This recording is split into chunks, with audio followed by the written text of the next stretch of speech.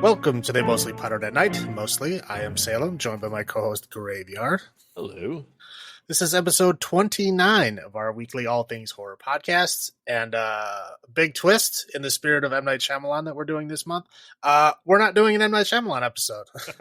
We are switching gears here, and we're doing movies based on the short stories of Clive Barker.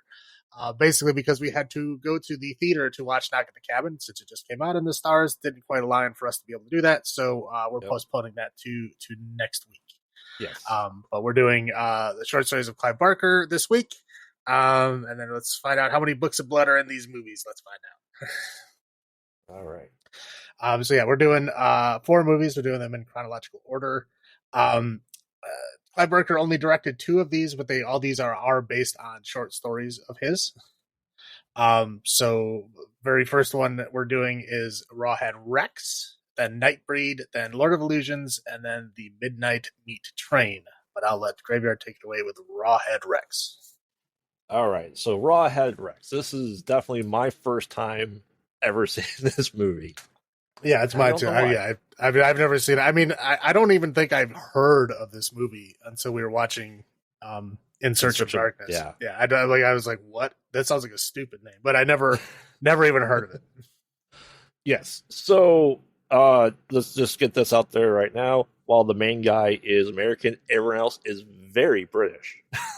I think his wife and children are also American. They are, but she's Irish for her heritage. They discuss in the movie, aren't we all? But, I mean, yeah, but I'm saying everyone else is like quintessential British. Oh like, yeah, the cops, the town. It's like you picture a British person, there they are. There's a lot of great lines. I was like repeating in their accent because I thought that was hilarious. Half the stuff that they were saying. Yeah. So anyway, it kind of starts off at some guy trying to remove like a giant stone from his field, and like he hit it a couple of times with a hammer. Like we're talking like I don't know how many thousands of pounds that stone would have to be. Yeah, I mean it was what, like 20 feet tall? I mean it was about 20 feet tall, and it was about like 3 feet like around. Very monolithic. Right. Yeah. So it's like this thing has been there for a long time. I mean, I get that he wants to like, plow his field around it or whatever, but I mean, just leave it, dude. Yeah.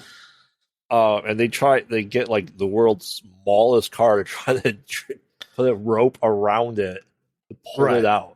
Yeah, this tractor looks like it was on its last legs like a decade before this movie filmed, which was early 80s? Early 80s, yeah. And I just found them like, okay. And like the guy standing next to the rope, like, has no one stood by a chain or rope when pulling something up? You don't stand by it. It's going to break. It's going to snap. He's kind of holding it. I'm like, this is not going to go well. Right. 86. Yeah. Yeah. So yeah, definitely. I'd say one of his first adaptations. I mean, I don't know all of the adaptations. I know there's a lot of them. But yeah, I mean, it's very possibly. Yeah. So while this is going on here, the main guy's name is Howard. He's traveling throughout Ireland and England. I guess it's Ireland.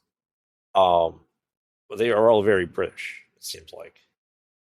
Oh, they're Irish. They're definitely speaking with Irish accents. Okay.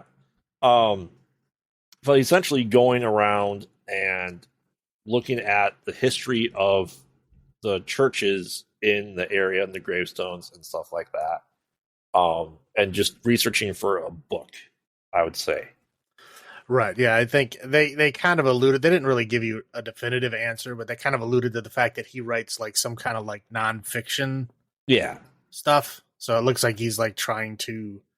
He sounded like he was writing a book about churches that were on old like pagan sites. Right, which or at least how old pagan sites have like evolved over time to be in the present or something. Yeah. Something to that. Yeah, we'll get that into a little bit when he meets the reverend, stuff like that. Mm-hmm.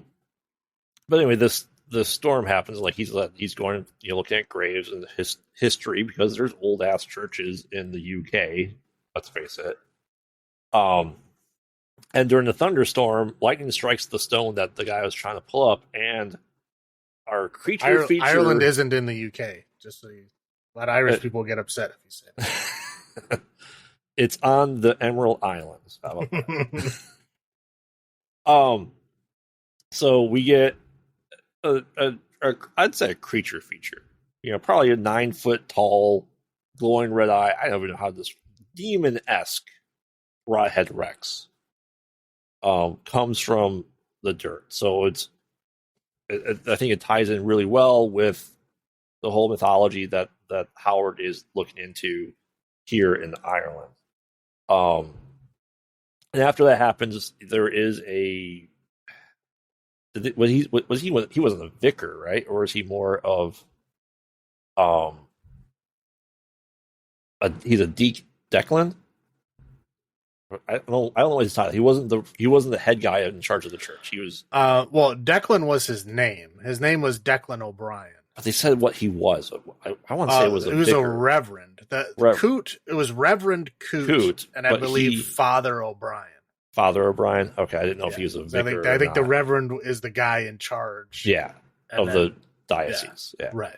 Yeah. And essentially he, after he meets him, he's like, hey, I'm here to, and this is where he says, like, this is Christ's church. This is a holy ground, but this was built on top of something that already existed pre-Christianity. He goes, well, pre-Romans, not really here, not pre-Romans here per se, because there weren't Romans in Ireland. There was some, but not a lot. Right. It wasn't conquered by the Romans. Correct. He's like, I'm just exploring, everything like this. Why did churches get built on old religious grounds from other previous religions? And it's a fair question. It does happen. It's a sacred land, and help convert people from paganism to Christianity that they had just go to the same spots, right? Same areas. Right. That's an interesting thing about us being in North America, is that we don't have stuff that old here. No. I mean, we do, but it's all native stuff. I'm saying, like, from that European age, of paganism and stuff, we don't have anything in North America that pertains to that. No, it's all like native land. I mean, it's, again, for us Europeans, it doesn't have any kind of link to us, but to them over there it does. Right. Yeah. I mean, obviously before Christianity, there were religions, and it was paganism, right, in that area. And with the not the Reverend, but the Father O'Brien puts his hand on their normal altar, which everything seems really cramped in that corner. It's like 2 altars next to the organ, next to the stained glass window that has Rawhead Rex on it as a demon being conquered, and like a red light comes through it onto the altar, and when he puts his hand on the altar, it starts to like boil, almost like it's being boiled in water. Yeah, yeah. I mean, it shows like it actually physically burns them, but it also like gives them visions. Right, and then he now essentially becomes an asshole. And I'm pretty sure he was an asshole already. I think that just got amplified. Right, and now he's like now a servant of Rawhead Rex, essentially. Right. I mean, he loses his sanity enough about it. And and the guy's taking, and very clearly, a Polaroid camera, because great product placement, and the instant pictures. And he's just going around taking pictures of everything. And he talks to the Reverend. He's like, "Hey, can I look at records of the parish records just to see how far back to go?" Because when you do Ancestry.com, stuff like that, the only record keepers in Europe really were the church, right? Because they had the date of baptisms, which were usually 3 to 5 days, mostly 3, after a child's born. So you're able to get a better birth record than records that were kept in the 800s, 900s, because it's just the church. Well, and deaths. Yeah, because I mean, once we hit the Dark Ages, the church were basically the only people left that were literate. Yeah. So yeah, they were the only one that kept records for a while. Right. And unfortunately, a lot of that stuff has gotten destroyed over the years, from ransacks, Vikings, all that jazz, right? Well, fires. There was a huge fire in some records building in Ireland, and like I think it's like something like 75% of all like records of Irish people before a certain time period were in that building. Yeah. So there's a lot of like ancestry people that can't get past a certain point because it's just gone. Right. Um. So yeah. So he's like, hey, where are you staying? Oh, I'm staying at the Tall Man. Ironically enough, for The Tall pub. Man. Yes, which had really great hotel room. It was multiple room. It was like an apartment. It seemed like, over the Tall Man. And while this is going on, we see Rawhead go after a village area, I would say, first, and kills the husband, starts eating him, and the wife, like, he stops from attacking her. I think she was supposed to be pregnant, right? Oh, she definitely was, yeah. Yeah, and like Rawhead sees, oh, she's pregnant, I'm not going to attack her. Right, yeah. So instead she just like goes crazy. She goes very crazy, like she's not making any sense to the cops in any way, shape, or form. And then after that, we get a little bit more items. He goes to, I can't tell if it what Rawhead goes to. I can't tell if we consider it a trailer park or if that was camping.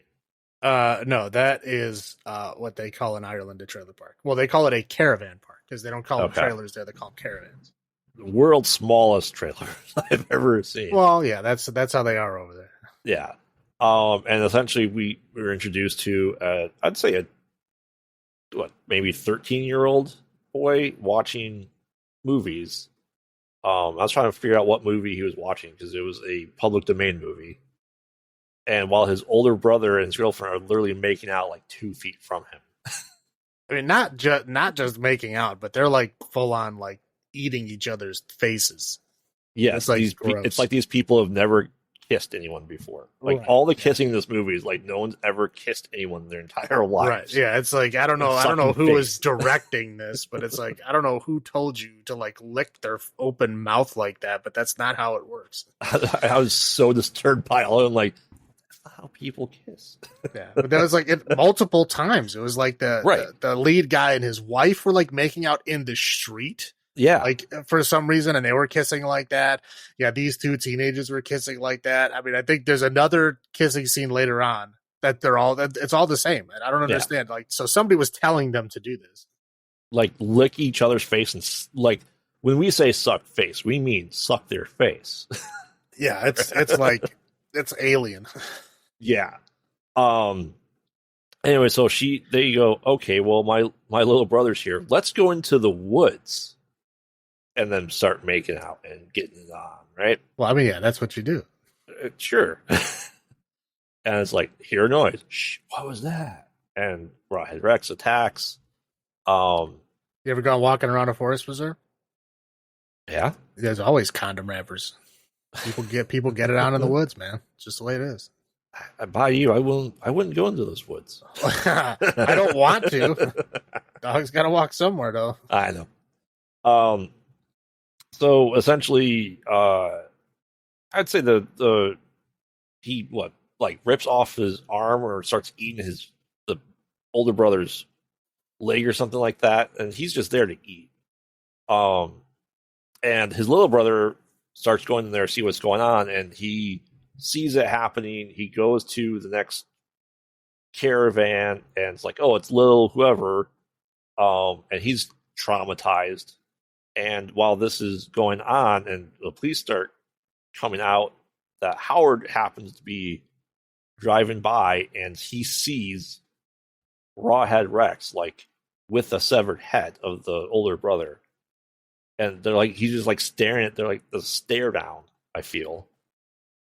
And he goes to the police, who are very, I guess, Irish, He's like, yeah, this it wasn't a man. It was, he's about 8 or 9 feet tall. Uh-huh. Where was this at in the woods? It was a cattle. I know what a cattle looks like, dipshit. Well, I mean, to be fair, he's an American, so Right. Yeah. And he'd been there for like a month and a half, they had said already. Just driving around Ireland. The country. Yeah. Which is amazing to bring 2 little kids and your wife. And good for him, right? It's a working vacation. Yeah. And so the cops were like, yeah. Like, and they're like, okay, you go tell it to this officer. And I expected them to laugh. Like, as soon as they closed the door, I expected them to burst out laughing. And I guess I wouldn't call it deputy, but, not the head cop, sheriff, throws his cigar. Yeah, over there they call them inspectors, not inspectors, yes. He's like, maybe we should check this out. Haha, no. And he throws his cigar, because he's always smoking cigar, into his coffee or probably tea. And then, he's like, I'm freaking out. I told you guys this. And, no.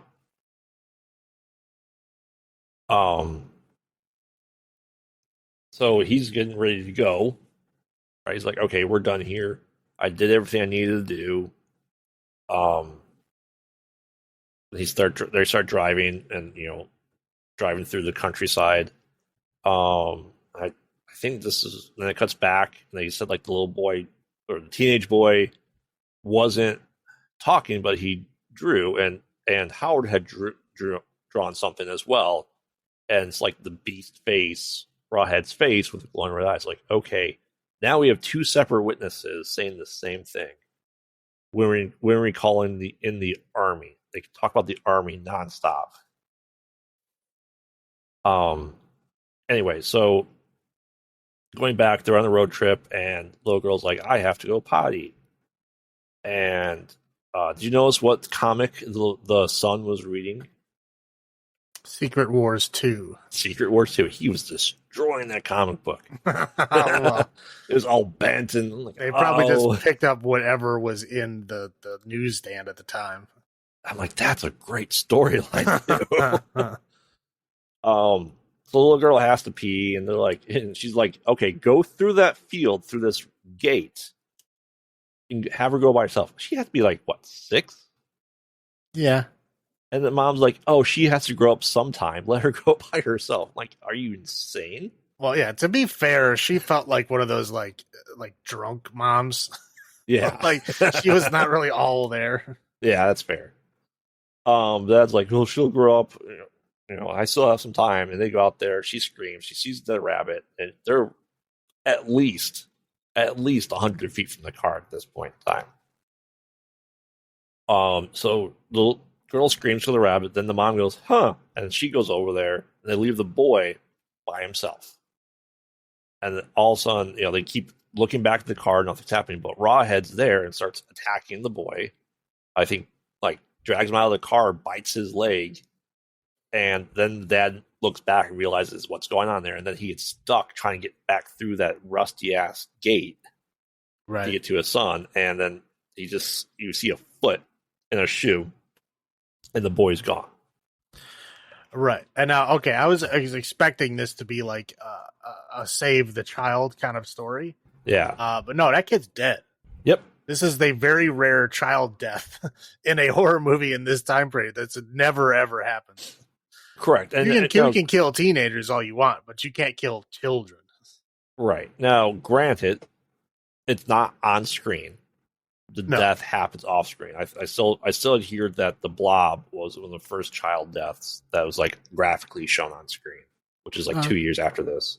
That's fair. I'm just saying it's very rare for a child to even be dead in the current storyline. Correct. And I thought, okay, he's going to be alive. And they cut to the police station. No, he's dead. Oh, all right. I mean, I didn't see a death, so I assumed he was alive. Right. That's what I was like. I was like, okay, this is going to be about saving the kid. I was like, didn't even cross my mind that it would be like, oh no, he's just dead. Yeah. And the mom didn't seem very bothered by the police station. Let's face it. They're like, now you believe me? You better fucking listen to me now. All that shit, right? They can't find anything about it. So Howard goes back to the church, and then he looks at and reads the Latin on there, and he realizes that there's a weapon, and it's like starts laying out the pictures. Like, okay, there's a hand over here in the stained glass. There's a hand over here in the stained glass, and it's a weapon. And this is, death does not come for fear. Fear is itself or eats itself or something like that. I don't remember exactly what it goes out to be.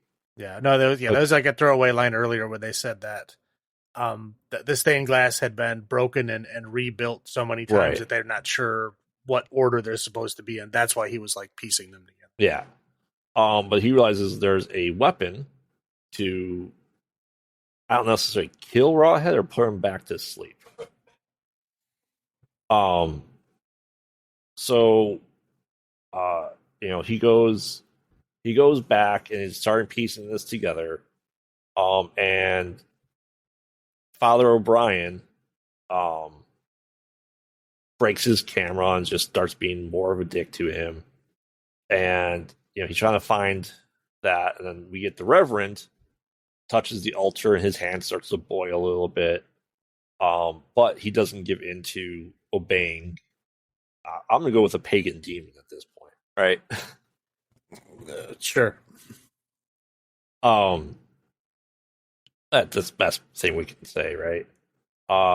But he kind of goes a little bit crazy. And Rawhead goes to the church, and he meets his now servant, O'Brien. And he's like, "Hey, I'm yours." And he's like, "Oh, kill me. I'm your servant. You can do whatever you want to me. I'm ready to be like reborn in the Rawhead church." And essentially he gets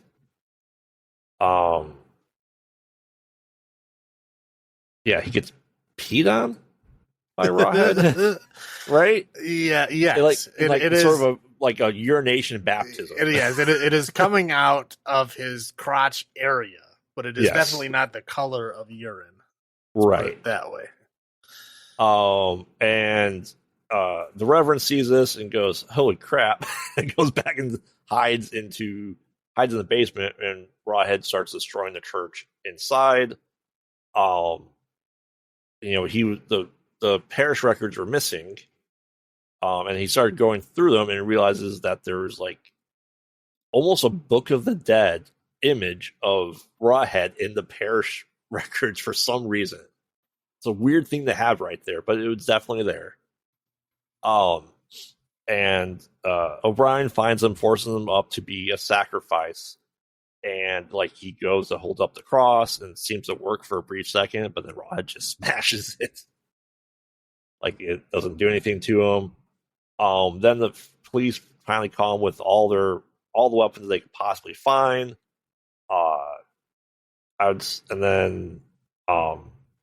starts carrying the Reverend outside, and the police don't want to shoot because it's the Reverend. They don't want to shoot until that happens.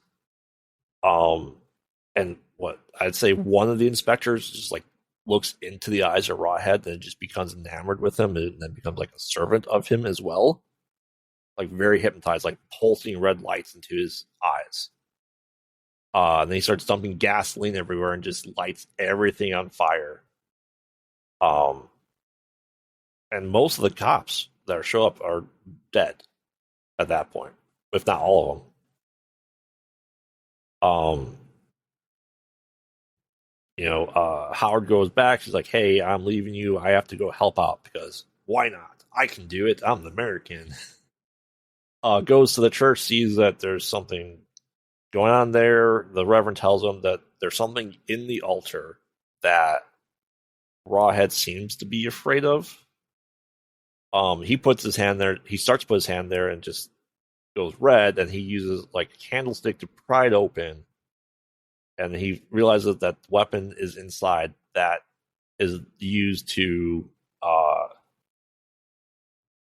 kill Rawhead. Rawhead's lackey, or his Renfield, essentially, because he almost has like the Renfield type of laugh with Rawhead, I'd say. Goes to tell him, and he tries to use to use the weapon, but doesn't do anything. And then Rawhead goes, "Okay, I'm gonna rip out O'Brien's throat." with my teeth. Sure, why not? I think he was like trying to like recharge or something. Something like that. Yeah, I mean, it had been like a whole 10 minutes since he ate. And Rawhead's about to kill Howard, and his wife shows up, and it has to be a woman's touch. That the weapon only works when a woman is wielding the weapon, and so like a light comes out of it, and like a stone figure. It's like a stone, right? The Sheila Nagig. Sure. I didn't just make that up. It's like it's a pagan idol. Yeah, It's supposed to be like of a mother, and it's kind of like a rough form of like a very kind of curvy woman, and it always has like a vagina symbol on it somewhere, which is what it had. It had that like that's the stone. Oval, right, or the gem or something of it, right? Or the light comes out of that. Correct. So vagina blasts kill or draining Rawhead's energy. And kind of the ground opens up, I'd say. No. It does. Yeah, I mean, it like opens up and like swallows him. Basically. Yeah, and then he just falls and drops a weapon in with him, and then giant stones are kind of crushed. So Rawhead is defeated by vagina blast from an idol. Correct. Yep, and they think it's all done, and then the teenage boy puts flowers on his older brother's grave, and Rawhead appears from the ground and roars. End of movie. Right. The pagan demon is still around.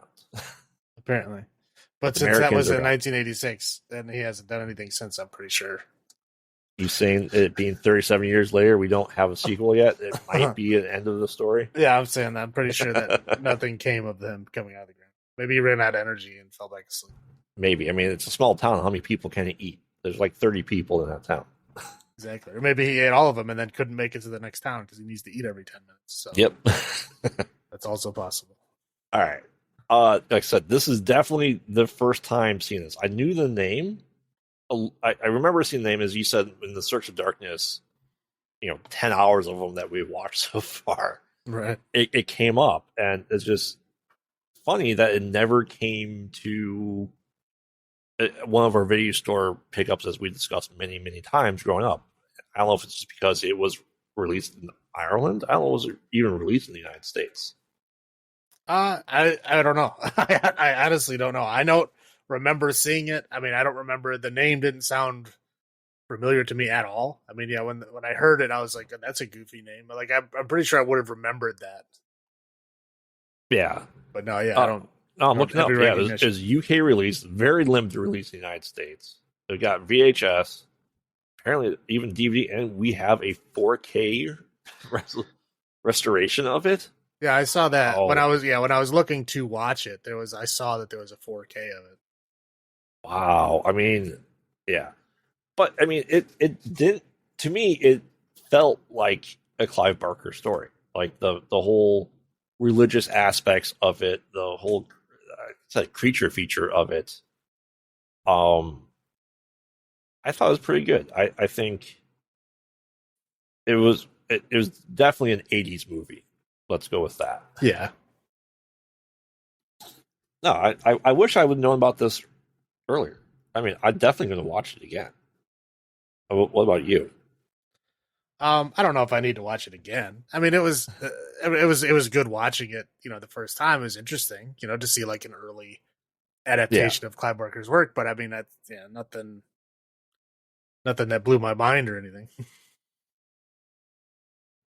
I mean, it seemed like your type of movie, though, if you had known about it in the 80s. Oh, if I had seen it in the 80s, sure. I mean, yeah. So I don't watch any kind of, goofy creature feature back then. Yeah, as of now, it's, like I said, it's not bad. It's good. But it's not fantastic. Right. Highlights for me is I really do like the lore behind Rawhead Rex, the idea that's a pagan deity that existed in Ireland that existed in this holy ground because it did happen. This is a factual thing that happened, not Rawhead, but churches being built on other holy grounds.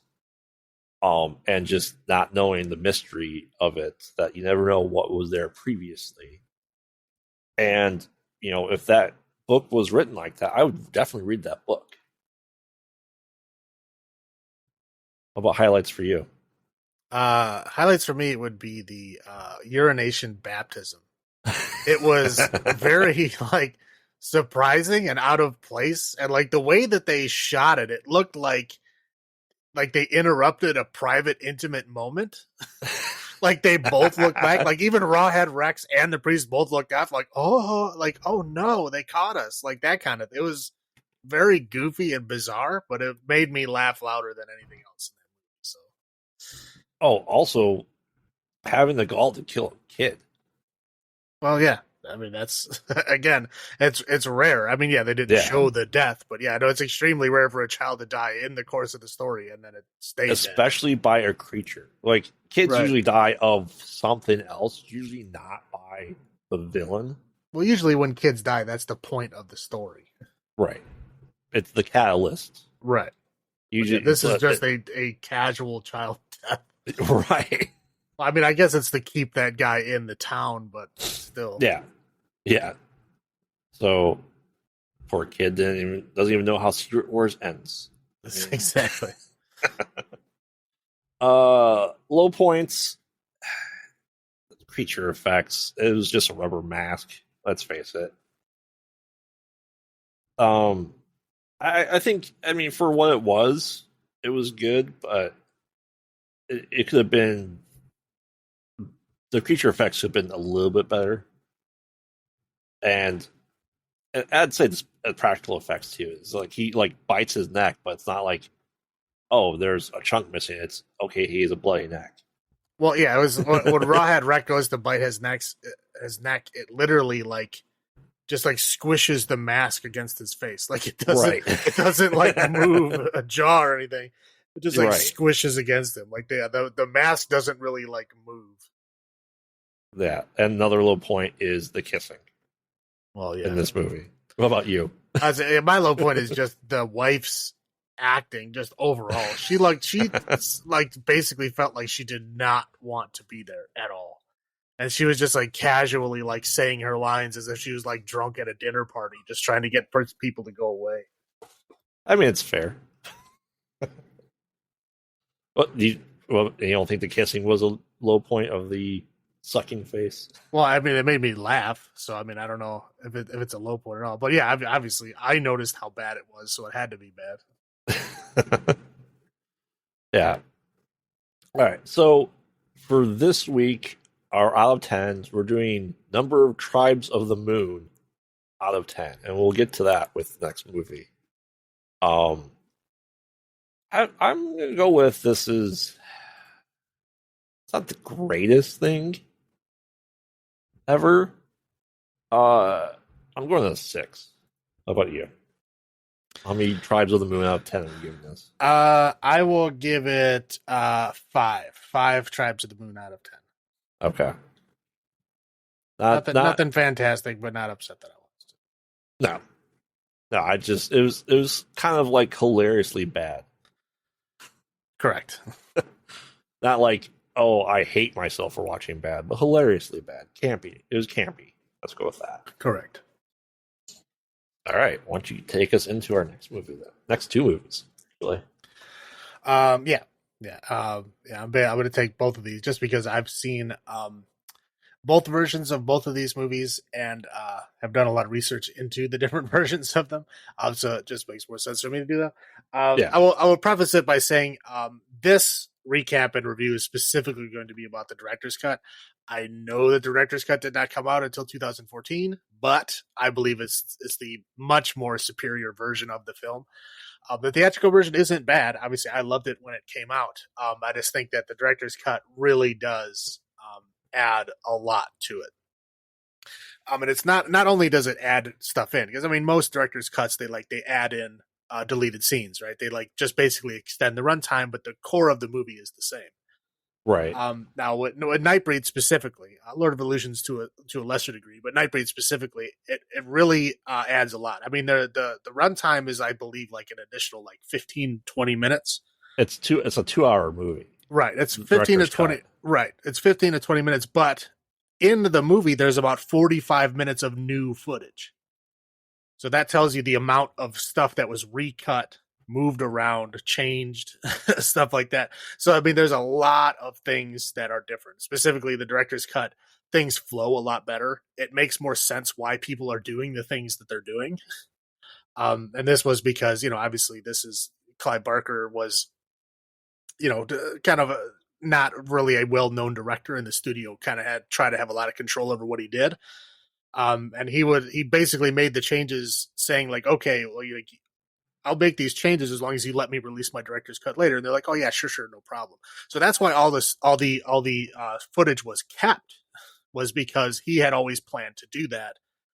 They just never let him. So then when it came around in 2014 and they're like, okay, we can do this now. He's like, hey, here's all the stuff. Let's redo it. And he was involved from like the very beginning. Like he was watching the whole thing. But this is like really his director's cut. This was his original vision of the movie. So it explains why I remember everything on this rewatch, because I watched the director's cut. Right. Yeah, the director's cut again is, like I said, the superior version of the film, but it really does add a whole lot. The major changes are all at the end, but again, you still get to the same place. It's just things happen in different orders and different characters survive and some die, blah blah blah, whatever, we'll get there.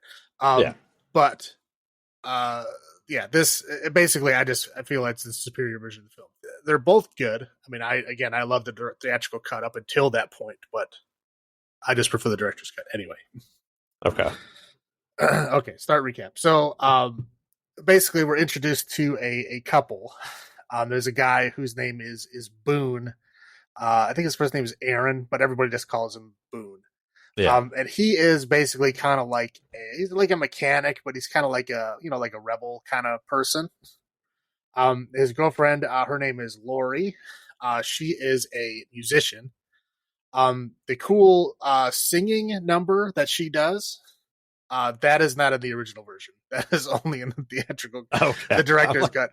That is the one thing that people complain about in the director's cut, saying, "Why did you add this back in?" You should have just left it out. But again, he wanted it to be in there. I guess it was a establishing shot that he wanted in there. But in the original theatrical cut, that singing thing is not there. Explains why I didn't remember that. Right. Yes. So anyway, they're like in a relationship. They're in love, kind of the young love kind of stuff. But it's kind of alluded to that Boone had some mental problems before. He's having these bad dreams about people that look like monsters and this place called Midian. Yep. And he had gone to a psychologist to talk about these things, to go over it. That doctor is Dr. Decker, played by David Cronenberg himself. Yep. Big role. Right. Yeah. Surprising for him. Yeah. But David Cronenberg as an actor, with Clive Barker himself directing. Anyway, so basically, this doctor helped him through all that stuff. He's been kind of better, for lack of a better word, for the last several months. So what happens is Decker keeps calling him, telling him, like, you need to come in, we need to talk. And he's like, okay, but I'll get to it when I get to it. So they show him like, living his normal day-to-day life, him and Lori in love, blah, blah, blah. Anyway, he goes in to see the doctor. The doctor basically tells him that all the things that they talked about back when they were discussing his dreams, he thought they were just dreams, but it looks like he did them for real. And he pulls out all these pictures of crime scenes. And he says, now on these tapes that I recorded of you, you described all of these scenes exactly. Like you thought they were just dreams, but apparently they were real. Here's the evidence right here. And so he's like, oh my God, well, like this is crazy. I don't remember any of this, but like, you're the doctor, so I'll believe you. Right. So the doctor goes, okay, well, you have 24 hours and then I'm going to tell the police because I have to. But until then, your life is yours. And he's like, here, take these pills. They'll help you get through it. So he starts guzzling down the pills, and he starts like having all these crazy hallucinations. He starts seeing like like his girlfriend and different versions of himself, like as ghosts in the apartment. And there's like, he starts seeing all the monsters and Midian again and all this crazy stuff. And he ends up going to the show to see her sing. He kind of tries to decides that he should stay away from her because he's in a bad state. And he just starts running down the street. They eventually pick him up, bring him to the hospital. Where they tell him yeah, you're not these pills you've been taking are lab hallucinogens. You're bad tripping, man. That's what's happening to you. You're not going crazy. You're being drugged. And he's like, oh, okay. So he starts thinking that's odd. This is the doctor gave me these. And then when he's in the hospital, he meets this other guy who also is kind of pining to get out of this place. And he's also talking about Midian. So he goes and he's like, oh, you said Midian. The guy's kind of real standoffish with him. Anyway, and so he thinks that Boone was sent from Midian. And he's like, oh, it's a test. I get it. I'll pass the test. And he takes out these little thumb knives. And he essentially cuts the skin off of his head. He leaves his face in place, but he cuts the skin off of his head, his scalp and side of his face and everything. Which I just want to point out, if they're in a psychiatric ward, how the hell did that get in there? Well, I don't think. I mean, it was a psych ward, but it was a psych recovery ward. Okay. And they didn't have anybody watching. The doors weren't locked. It wasn't a real psych ward. But I was confused. How the hell did he get those in there? Yeah, no. If it was a real psych ward, yeah, they'd be locked down, and none of them would have even shoelaces. They were still in their normal clothes, so it was not. It was not a psych ward anyway. So he does that. Boone kind of escapes. Dr. Decker is there with the police to arrest him because he hears about him getting picked up. And because of the whole thing with the whole face, getting peeled off and everything, Boone kind of escapes in the confusion. Dr. Decker sees him escape, but goes in to talk to this guy anyway, convinces the cops that he should talk to him alone. Yeah. And at this point, or around this point, we basically discovered that Dr. Decker is a serial killer. He puts on this crazy mask. That's he's got the these weird stranger's mask. Yeah. It's it looks kind of like a scarecrow mask where it looks like it's made out of skin or something. And he's got buttons for eyes and the zipper mouth that's weirdly off center. Very off center. It's a weird looking mask. But yeah, that's what he wears when he kills people. And so not only does he torture this guy to get the location of Midian because he knows that that's where Boone is going to now go because that's the only place he's been talking about. But also, they show him breaking into a house and just murdering a family. Yes. Your mom, dad, kids, all that. Yep. So essentially Boone runs to Midian, which turns out to be this graveyard in the middle of a mining town in the middle of nowhere. So he goes into this graveyard and he's looking around trying to find out what's going on. He can't find anybody, can't get in any of the tombs or anything. So he just kind of sits down and kind of falls asleep.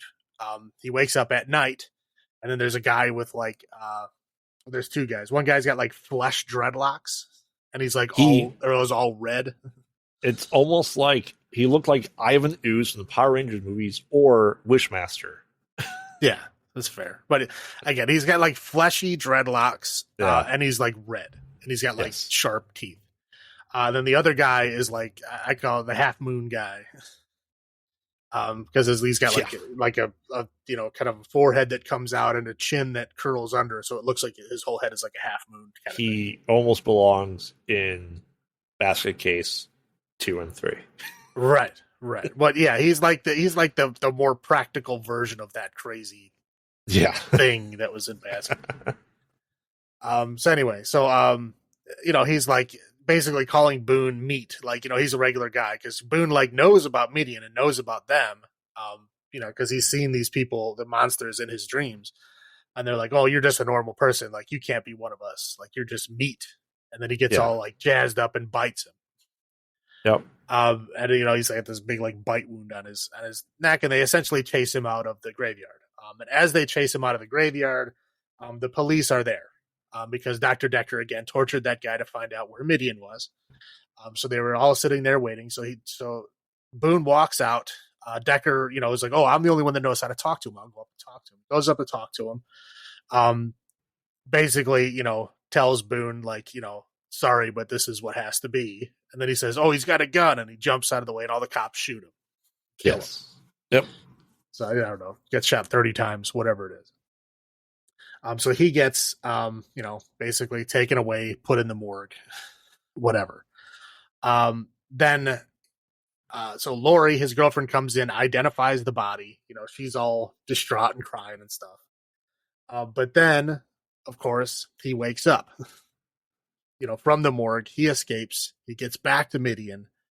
Essentially is like, oh, you're one of us now. You came back. Now you're one of the Nightbreed.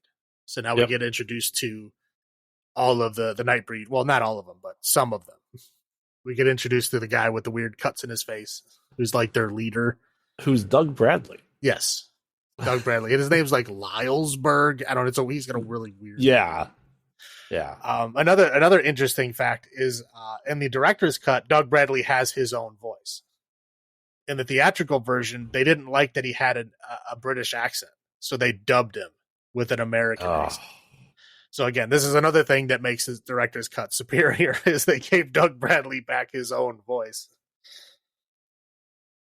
So anyway, so he he's in there now, so he gets accepted as one of them, right? He kind of gets like his little initiation kind of thing. One of us.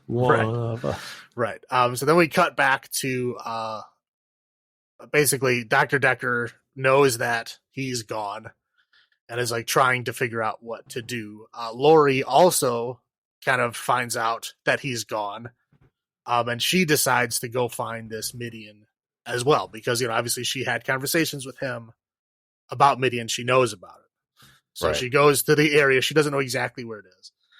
So she goes to the area. She meets this lady in a bar.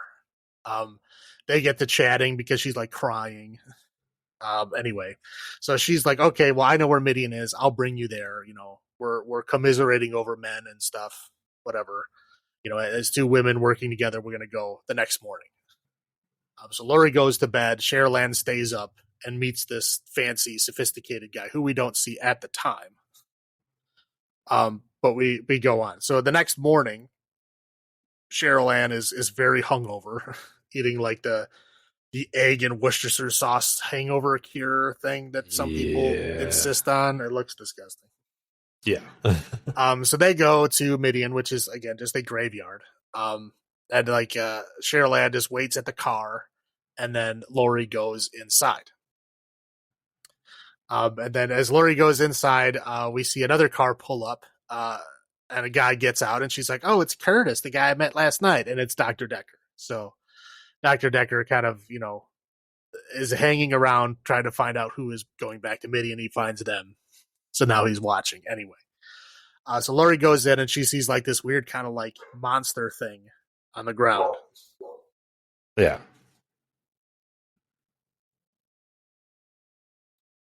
And it looks, I don't even know how to describe it. It looks like a puppet or something.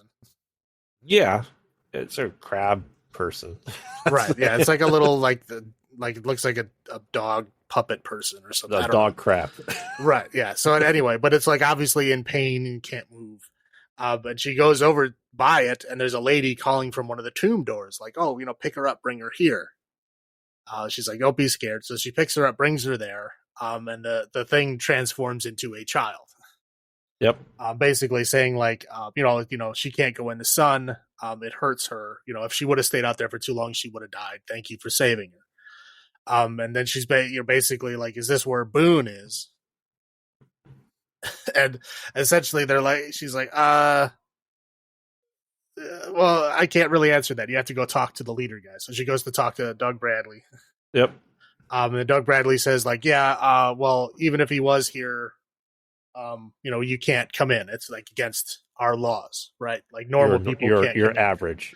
Right. Yeah. Average. Normal people can't come in here. This is only for Nightbreed. Sorry, there's nothing we can do for you. So she leaves. She goes back out to the car. She finds Cheryl Ann murdered. Yeah, shocking. So she runs, back into Midian, chased by Dr. Decker. She runs back into the tomb, but now Dr. Decker has like verification that Boone is there. So he runs off, basically back to, he goes and talks to that weird gas station guy, but essentially goes back to the police to try to gather up people to go attack there. Meanwhile, when she goes back in there, they say, well, where is Boone? And he's like, well, you can't talk to him. He's down talking to our god, who's Baphomet.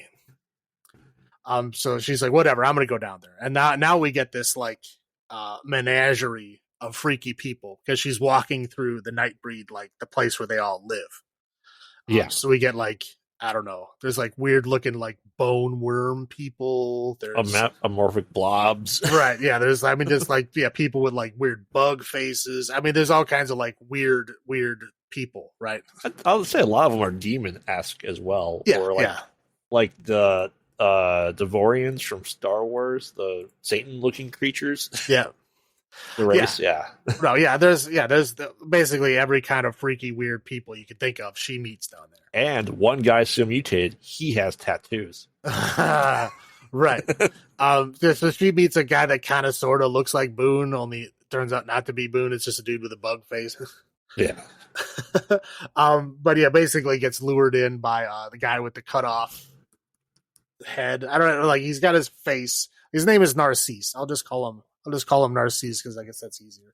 But Narcisse is the guy that Boone met in the hospital that cut off his scalp and whatever.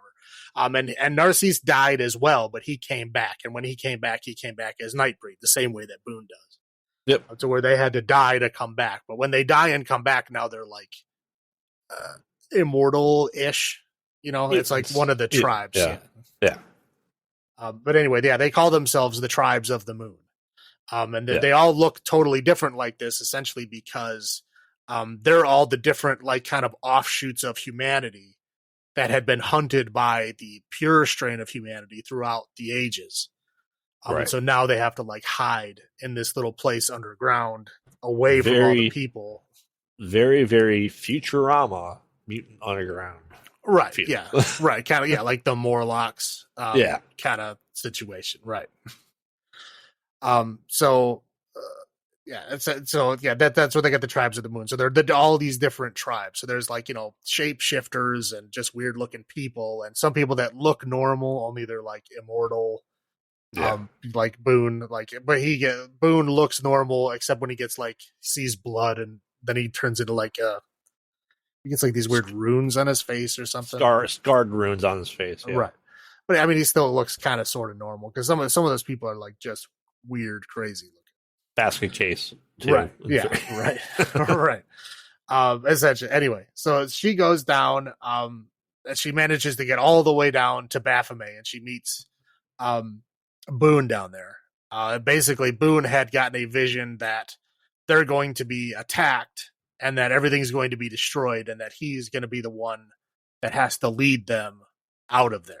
Because there's a prophecy painted on the walls. Right. And there's like literally it shows the flesh dreadlocked red guy biting him. Yep. So, I mean, it's like, this is the real prophecy kind of thing. Right.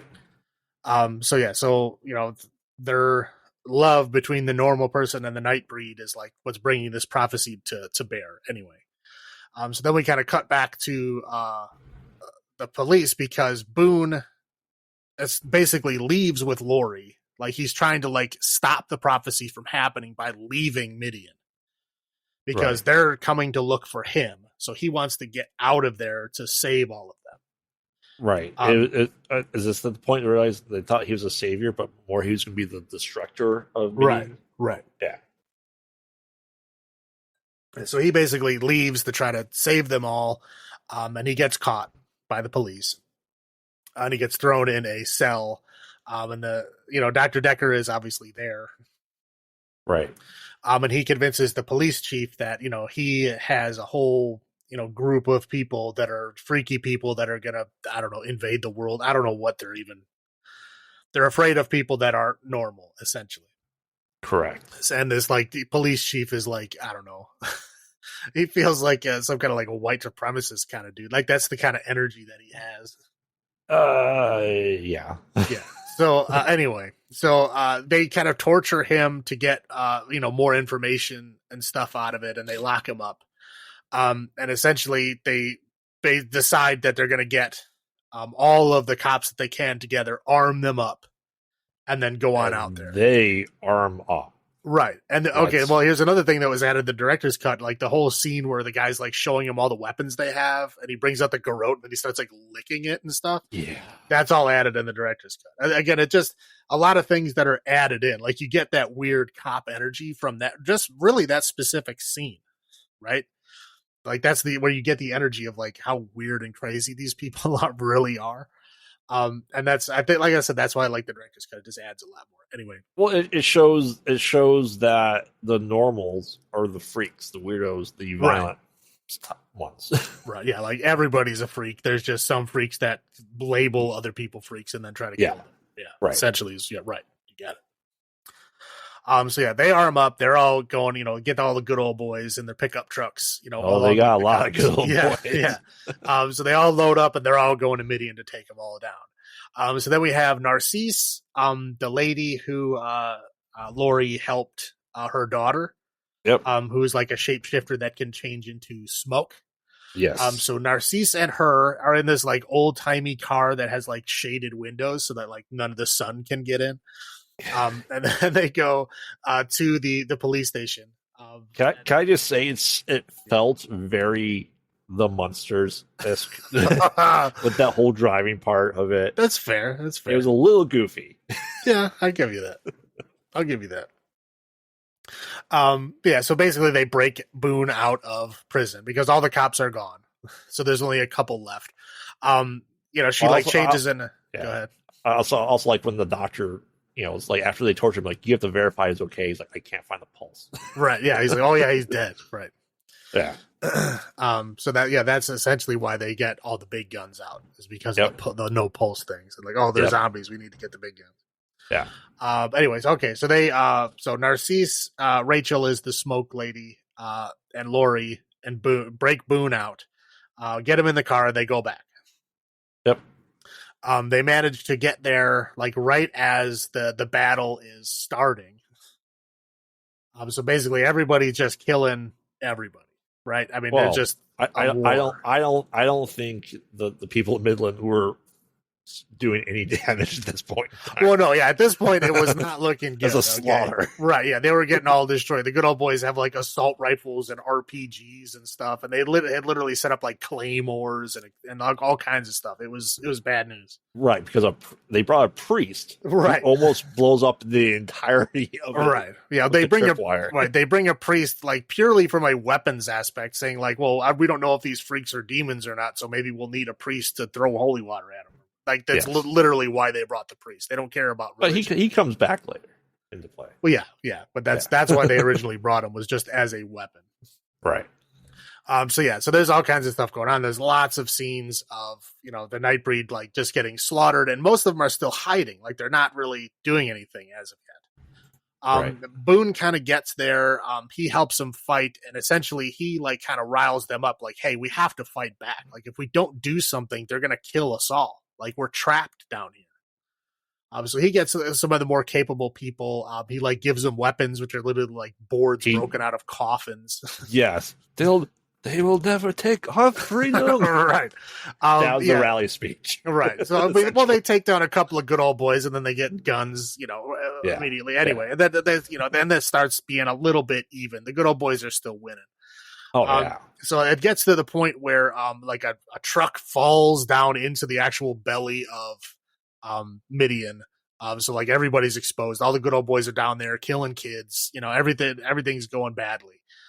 So they decide that, okay, well, we have to let out the berserkers. The berserkers are like the tribe of the moons that are like, they're so crazy and violent that they have to keep them locked up. Oh, berserker rage, yeah. Right, yeah. So they literally can't get out because they can't even be around other people without trying to murder them. So they're like, well, we got to let them out. So Doug Bradley goes down there to try to let him out. He dies in the process, but Boone manages to finish the process and let them out. And they basically kind of turn the battle. Yeah. Because they're like immune to bullets and essentially just start killing everybody. Yep. So at this point, now here's where a lot of changes happen from the theatrical version to the director's cut. in the director's cut, the original one is Decker goes in with everybody. He tries to kill Lori, but she manages to get away, and he apparently kills Narcisse, but he kills him off screen. So when he finally finds Boone, he has Narcisse's head, Right. And then basically they start fighting. Dr. Decker does stab Boone through the chest, but because Boone is now like immortal-ish, he survives. So basically, just a scratch to him at that point. Yeah, so he basically pulls the knife out with the help of Lori, and then kind of throws him to his death off a cliff. Yeah. And the director's cut, that's it. Dr. Decker is now out of the story, right? Yep. So at this point, Baphomet, the priest goes down there, sees that Baphomet is like a real god to these people. And he goes to try to find out what's going on. And the Baphomet sees him as a threat, splashes him with its, I don't know, the devil's holy water. I don't know what you even call it. Yeah. And so basically turns him into like a freakish, I don't know if he's Nightbreed or not, but he looks like a freak after that. He looks like the leader from MCU, right? Giant head, Brainiac. Right. Yeah. So right. So essentially he leaves, and then at this point Boone is basically gathering everybody else together. They basically have to try to figure out a way to save Baphomet and move him to the new Midian, wherever that's going to be. And then he's essentially going to have to lead them. Yep. Out, whatever, and then that's basically the end of the movie. Now, in the original theatrical version, Narcisse lives. The fight between Decker and Boone happens kind of the same way, but at the very end, Decker comes back. Like the priest sees Decker and I don't know, for some reason sees him as like an avatar of Baphomet or something. Yeah. And he brings that holy water that he got splashed with, and he splashes it on Decker, and then Decker comes back. And then the priest is like saying like, hallelujah, hallelujah, he came back. And then that's the end of the theatrical version. Which doesn't hit right. It doesn't, I don't know. No. Like it's very odd. And I'm like, what is that all about? But yeah, that the director's cut is totally cut. Good. Yeah, again, like anyone moving forward, watch the director's cut. It is by far a superior version of the film. I'm just giving you a little bit of insight as to what was added or changed. Yep. So that's it. Oh, I'm sorry. And then when Baphomet tells him that you're the one that's going to have to rebuild everything, he tells him that his name is now Cabal. That's his new Nightbreed name. And that's that was the name of the story that Clive Barker wrote, is called Cabal, and that's why. Right. Sorry, that's it. I'm done. Okay. What are your first thoughts on this? Do you remember the first time seeing this? I do. Now, it's one of those was things. Like 1990. Yeah, I probably watched it right around then. It was like around the time it would have come out on like TV after video. So like back then that was like a year, 2 years.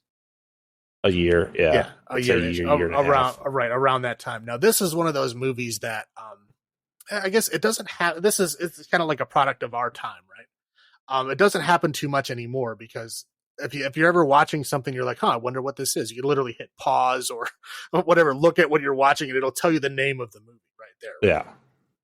Now, when I watched this movie, I didn't see it from the beginning. I didn't know what the name of it was, and I missed the whole beginning part.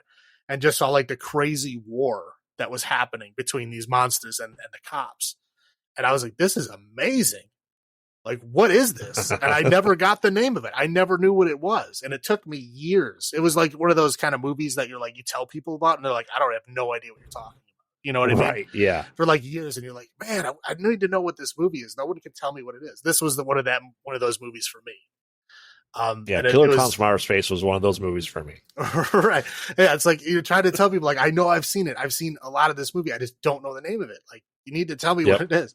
And no one had ever heard of this. No one had ever watched it. And then years later, I managed to watch it on some streaming service or something, or it ended up on one of my lists back in the old Netflix days when I was getting discs in the mail.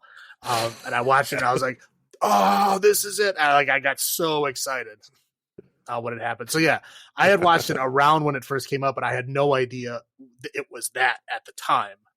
I really liked it. I just didn't know what the name of it was. And it wasn't until years later when I actually knew what the name of it was that I saw the entire thing. But yeah, long story short, I loved it. Yeah. I mean, it's since this is the first time watching director's cut for me. So it's essentially a new movie to me because I barely remembered most of this. It's one of those things I was probably on like the Up All Night or the Monster Vision or Driving Mask or stuff like that. Mm-hmm. So it never made my list. I think we discussed this before. Is that Clive Barker stuff never really piqued my interest as I was growing into horror. I don't know why. I really just don't know why. But this movie is good, and especially with after we've watched the Hellraisers and the basket cases so close together to this is like what if Cenobites but basket case. I mean, to be fair, Clive Barker, he does have a lot of like common themes in his stuff. But yeah, I mean, and at the time when I really loved these movies, I really didn't know that Clive Barker directed these 3 movies. I mean, this is the only 3 movies he directed, but I loved all of them. And I've loved them since I initially watched them. We already talked about Hellraiser, how I loved that movie when I first saw it.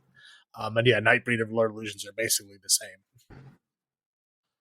I honestly feel that probably part of my problem was I'm gonna blame Stephen King movies.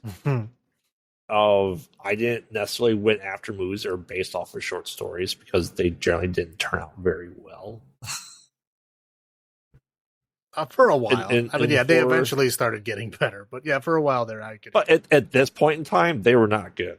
Right, yeah. When Nightbreed came out. That's fair. That's fair. And is also one of these rarities that I don't feel like Clive Barker movies ever made it on the video shelves from the video rental days for me. Because if this was on there, I would have, I literally went through every horror movie. So it was kind of, I feel, obscure enough that it just faded out of most people's memories.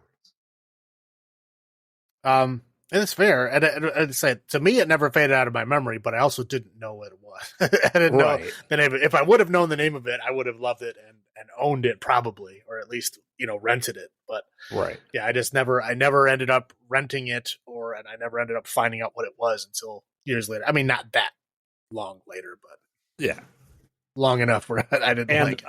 Yeah. And the only thing I could really say, essentially, I'll call it a first watch for me because it's new movie to me, essentially, is how campy the cops got and the Good Old Boys. Like, it seemed like a completely different type of movie at that point for that initial like gearing up battle scene. It felt out of place to me. But everything else was great. This is definitely I need to rewatch and pay closer attention to this just because of how the stars aligned, as we discussed earlier this weekend. I was kind of cramming all these movies in as much as I could this weekend, especially today. Mm-hmm. So I'm definitely going to rewatch again because I thought it was good. I think it's something the wife would enjoy too. It's not like Hellraiser-esque body dismemberment horror that she doesn't necessarily like, the hooks and stuff like that. Yeah, no, I mean, there's, I guess, kind of sort of body horror, but it's just like freaky looking people. Yeah. It's not like things are happening to people. Right. That she doesn't like that type of stuff, so Hellraiser generally has always bothered her, but this is like a mutant-ish. They're like the Morlocks in X-Men. Right. Like 100%, I feel. Yep. What about highlights for you though? I know this, you love the movie. Yeah. No, I mean, highlights for me is just like the lore behind it. I mean, there's got all these different tribes that band together, but there's so much like lore there. I mean, obviously they barely scratch the surface on all these different people and where they came from and like what they can do or stuff. There's only a few of them that they kind of concentrate on. But there's a lot of people down there. So, I mean, there's a lot of different tribes and a lot of different stuff. Again, there's so much lore, they barely scratch. They give you enough to get through this story, but there's a ton more. I mean, it's a crime they never made any more of these or went into it any further. Yeah. Yeah, but that's the highlight to me is just there's so much rich lore and backstory to it. That they, again, there's really, like, if you try to look into it, there's, all kinds of worlds behind it. Right. Yeah, I'd agree with that. That, it's the lore is fantastic. The background of it, and everyone was unique. Every creature was mutants was unique. Like I said, I just thought it was hilarious that essentially one guy's mutation was he had tattoos. Well, there's all kinds of goofy ones. There's like the one guy's mutation is that he has like pockets that he keeps millipede or big long centipedes in or whatever they were. He puts around his neck first. Yeah, I know. It's like, okay, this is not very useful. Correct. But like I said, every X-Men mutant, not very useful power. Right, yeah, exactly. Like the guy with the skin flaps that can like let his skin grow, and it's like, does it get stronger? No, it's just more skin. Like, oh, that's fantastic. Yeah. All right. So, what about low points for you? Low points is I'm gonna have to agree with everyone else that critiques the director's cut is the singing musical scene. That was awful. It is horrible. It is not good. The song is bad. Like the singing, like the lip syncing is bad. Like I don't buy that they're a band for a second. But that whole scene I just feel is kind of unnecessary. But yeah, that's my low point as well. It really, really is. And the guy licking the guns. Well, that guy's just he just loves guns. He was getting a hard on for him. Let's face it. But that's the point. That's the point that Clive Barker was trying to make. That all these cops and good old boys are just like so obsessed about guns and being tough guys and powerful that they don't think to see what they're doing. Like they're literally just killing people that are just trying to live their lives away from them because they're already shunned. Right. They're not doing any harm to anybody. Right. You're just critiquing, society. That's all. Yeah, that's fair. All right. So, how many Tribes of the Moon out of 10 is this for you? I don't think it's a secret that I love this movie. So I'm gonna go 9 Tribes of the Moon out of 10. That's perfectly fair. I'm going to 8. As I said, it's just it does. This needs to be on my rewatch list. I think it's just one of those things I just forgot about. But that's fair. I mean, and again, there's a lot going on. And if you can imagine in the original theatrical version, you understand even less of what's going on. Like the scene of like why Cheryl Ann is there with Laurie is kind of cut out. So you're like, who is this lady and why is she here? I mean, it's just very jarring how it goes from like thing to thing, like how Boone gets wrapped up and stuff, how Laurie gets wrapped up and stuff. A lot of that is cut out of the theatrical version. They're just like, just go, bang, bang, bang. We want to get to these scenes. We don't care about how we get there. So the director's cut really kind of holds your hand and like gives you the rest of the story, where the theatrical version is just trying to rush it out the door. So our Laserdisc is theatrical because of the director's cut came out. Correct. Okay. So now I have to go back and watch it on Laserdisc separately to watch the theatrical cut again. Right. Yeah. I mean, if you really want to, you can see it. I mean, again, the movie's still good. I mean, the heart of it is still there. Again, I just don't think it tells the story as well as the director's cut does. Yeah, that's fair. Which is the same thing for our next movie. Are you done? You want me to go on? I'm done. The same thing with the next movie is Lord of Illusions, which is 5 years later, 95, I believe. When it came 95. Out. Yeah. Well, it's definitely a 90s movie. Yes, it is. Now this movie, there's a couple of stories I'll probably get into here, but this movie was the same. Clive Barker had the same deal with this that he did with Nightbreed, only they actually followed through on it. With Lord of Illusions, he made it that they made him put out this theatrical cut. They're like, this is what we need to be in the theaters. Like, we need you to get to the point. We need to cut out a lot of this, talky, dialogue-y conversation stuff, and we need you to get to the meat faster, right? Yeah. And he was like, that's fine. I'll make that version for you as long as you let me make my version for the video release. And they said, okay. But again, instead of Nightbreed, them just, whatever, you're done. You're not getting this version. With Lord of Illusions, they did. Because they literally had, they had a different score for the movie. They have, just different, stuff, filmed and cut and everything. Like, everything was made for this to be the final product, only they never actually released it in theaters. Like, the director's cut is literally exactly what he wanted the movie to be. The theatrical cut is just what the studio wanted it to be. So that's the difference. Now, this one is not as extreme as Nightbreed is. There are a lot of, again, different versions of things and stretched out things happening in the movie. There's I think 12 minutes of additional runtime. But I think there's only 20 minutes of changed footage. So not quite as drastic as Nightbreed, but enough to make it interesting. Now, the second story I will share is I bought into there's that urban myth about how Blockbuster used to censor their movies. Yep. Which isn't true. I believed it for a long time, and this movie was the reason why. Because I absolutely believed it. Yeah, I did too. I believed it for a long time because of this movie. I had literal proof in my hands. I was like, look, here it is. Is when I rented Lord of Illusions for the very first time. I did not see it in theaters because I didn't have any money back then. The first time I watched it was from a mom and pop video store down the street from my house, right? Yep. Watched it. This is fantastic. I love it. I'll eventually watch it again. And probably, I don't know, a year-ish later, we were going to go, I was talking about it with a friend of mine, and they're like, oh, this sounds really good. We should watch it. I'm like, yeah, we should. Now, at that point in time, the mom and pop video store down the street had downsized. It was starting to move away from mom and pop and towards Blockbuster.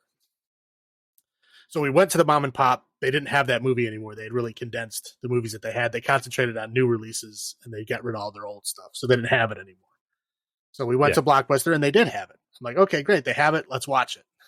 Watched it. It was like I discussed earlier with Aliens. I'm like, I watched it. I'm like, there's stuff missing.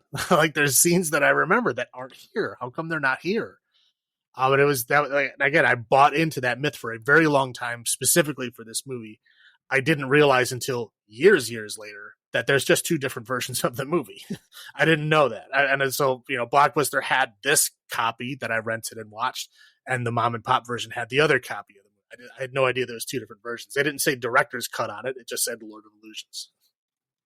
Right. So that's why I believed it for a long time, because I literally had this proof, but then I found out that it's just, they did have two different VHSs for the two different versions. The Laserdisc was always the director's cut, I believe. Yes. I don't think there's a normal version of the Laserdisc, but VHS does have a copy of each version. And even the DVD and Blu-ray releases were all the theatrical releases. They didn't come out with the actual director's cut again on Blu-ray DVD until 2014, same year that the Nightbreed thing did. By Scream Factory, right? I think, this is the company. Scream Factory. They did both. They did most of those. Yeah, they did both of the new releases, and they both came out that same year. Anyway, so that's background for this movie. But okay, so I'll go into the recap of it. So essentially, we open up on it's like a desert, right? It's like a middle of Nevada desert somewhere. There's this broken down kind of derelict house. And there's a guy you've seen from a bunch of movies. I looked at his name earlier, and I still can't remember what it is because I don't remember his name. He was in charge of the military academy at Malcolm in the Middle. That's where I immediately knew him from. Right. Well, again, he's one of those guys he's been in a ton of stuff. He was George's boss in Seinfeld, where he had to get the mole removed from the picture. He was the actual cop chief in Super Troopers. Yes. not the highway chief. He was the actual cop chief. That's it. Again, he's a dude that's been in a ton of things. Nothing really majors. I don't remember his name. I'm very sorry, but that's him. So you'll recognize him as soon as you see him. But anyway, absolutely. But this is a role totally unlike all his other roles. Like this is, and he does a great job in it. I'm very surprised they never gave him any other roles like this, but not that I have seen. A lead role, nonetheless. Right. Right. So essentially he's like, he's wearing like this tattered old robe, like his belly's all hanging out. Like he looks very disheveled. It's a crop top. Right. Yeah. So like all the people that are there are all again very disheveled, but it's obviously a cult situation.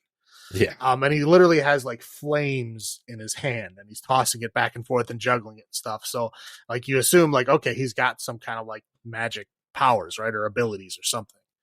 And so you see these two cars speeding through the desert.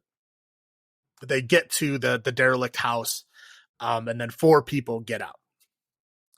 And essentially, the leader is a guy named Swan, and he basically says like Nyx, who's the name of the magician guy with the fire. He's gone too far. He stole a kid. We need to get him back. And it's kind of alluded to like these people were in the cult and had gotten out.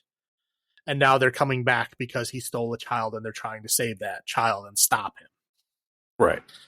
So they break into the place. They have kind of incursions with the cultists that are inside there. There's one, his name is Butterfield. He's very, very creepy. Is he the well-dressed man? You talking the guy with the tight pants? That guy's creepy too. I'm talking about they're almost like religious clothing people in there. Like you would go to your door and ask you about have you Latter-day Saints or Jehovah's Witnesses in that cult. So you can tell it's like very cultish though in some of them. Right, I would say. Right, but yeah, no, the Butterfield was the guy. I think he was wearing like hot pants and like. And like a halter top, yes, and he had like the weird like bleached eyebrows. But anyway, he managed to cut one of the hands of one of the girls that had the shotgun. Like one of the girls, just basically, like she's kind of not really in it from the start. You can tell right when she first gets there, she's like, "Is this really necessary?" So you can tell she probably didn't want to really be there. So she gets taken over by the cultists pretty easily. The other girl gets cut in the hand, and that leads the 2 guys, Swan, and then Quaid is the other guy. And essentially, they find Nyx, they find the girl, and Nyx kind of goes against him. So where Quaid gets knocked out by Butterfield, I believe. Yeah. And then Nyx like reaches his fingers inside of his head. And then tells him like he's gonna let him see the world the way it really is. And then so he like when he looks at his friends, he sees like their skin peeling away, and all he can see is like flesh and blood and mud and shit, as they say. So he's all like freaking out, like he can't concentrate. He's just like screaming and waving his arms around. So while the other 2 are trying to figure out what to do, they're basically kind of frozen, and then the little girl who he had kidnapped manages to shoot him in the back. Shoots him in the back, comes out of his chest. He falls down. When he falls down, Swan kind of snaps out of it. And then he goes, "Okay, hand me my bag." And he takes all this like weird metal stuff out of the bag, and he essentially constructs this weird mask over his face. And this mask is supposed to bind him. It like literally he drips blood. He drips blood on the screws that then self-screw into it. Right. Yeah. And they're like literally like screwed into his like skull to hold him. And it's supposed the man in the weird BDSM mask. Right. Yeah. So they bind him. They bring him out to the middle of nowhere and they bury him. Because they know that he's not going to totally be dead, and he wasn't dead, even though he had been shot through the chest. He wasn't dead. That they had to bind him. I think shot in the chest, shot in like the leg. Yeah, he was. Yeah, he's shot more than once. But essentially, yeah. So they know he's not dead, but they're burying him and not telling anyone where he's buried, in the hopes that he'll just stay gone. So essentially, all the cultists just kind of like fade away. Butterfield runs away and screams because he's angry. Because Butterfield seemed to be like He was all in, right? He was like the little helper guy. He was kind of like the Renfield. Oh, very much so. Yeah. So then we cut 13 years later. Yep. We have Harry D'Amour, who shows up in a lot of Clive Barker stuff.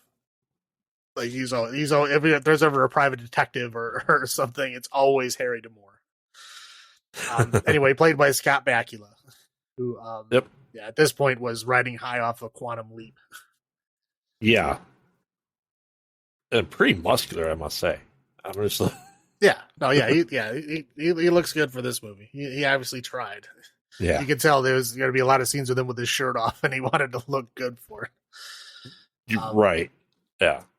Yeah. So anyway, so he's like your typical kind of like noir private detective, right? So he's kind of like, disheveled a bit, kind of rough around the edges, but obviously super smart. So his boss comes over and basically gives him a job in LA looking for like a guy who robbed his company and embezzled money or something. And they has to go down there to catch him spending money, and it's worth Yep. Yeah. So essentially he goes to LA to find out. So he goes down to LA. He's investigating this guy. This guy basically stumbles upon a dying fortune teller.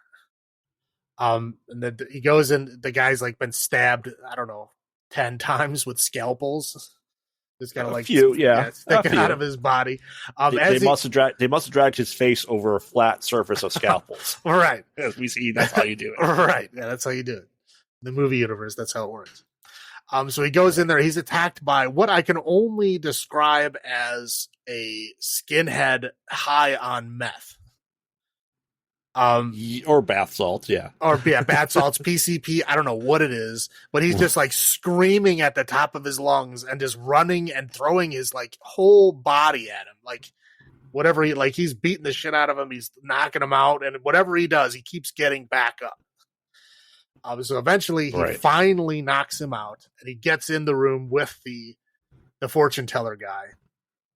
And then we find out that Butterfield is there. Butterfield, he looks a little bit better than he did out in the words. I mean, he's still extremely creepy. I think he turns up the creepy factor, but then he actually like cleaned himself.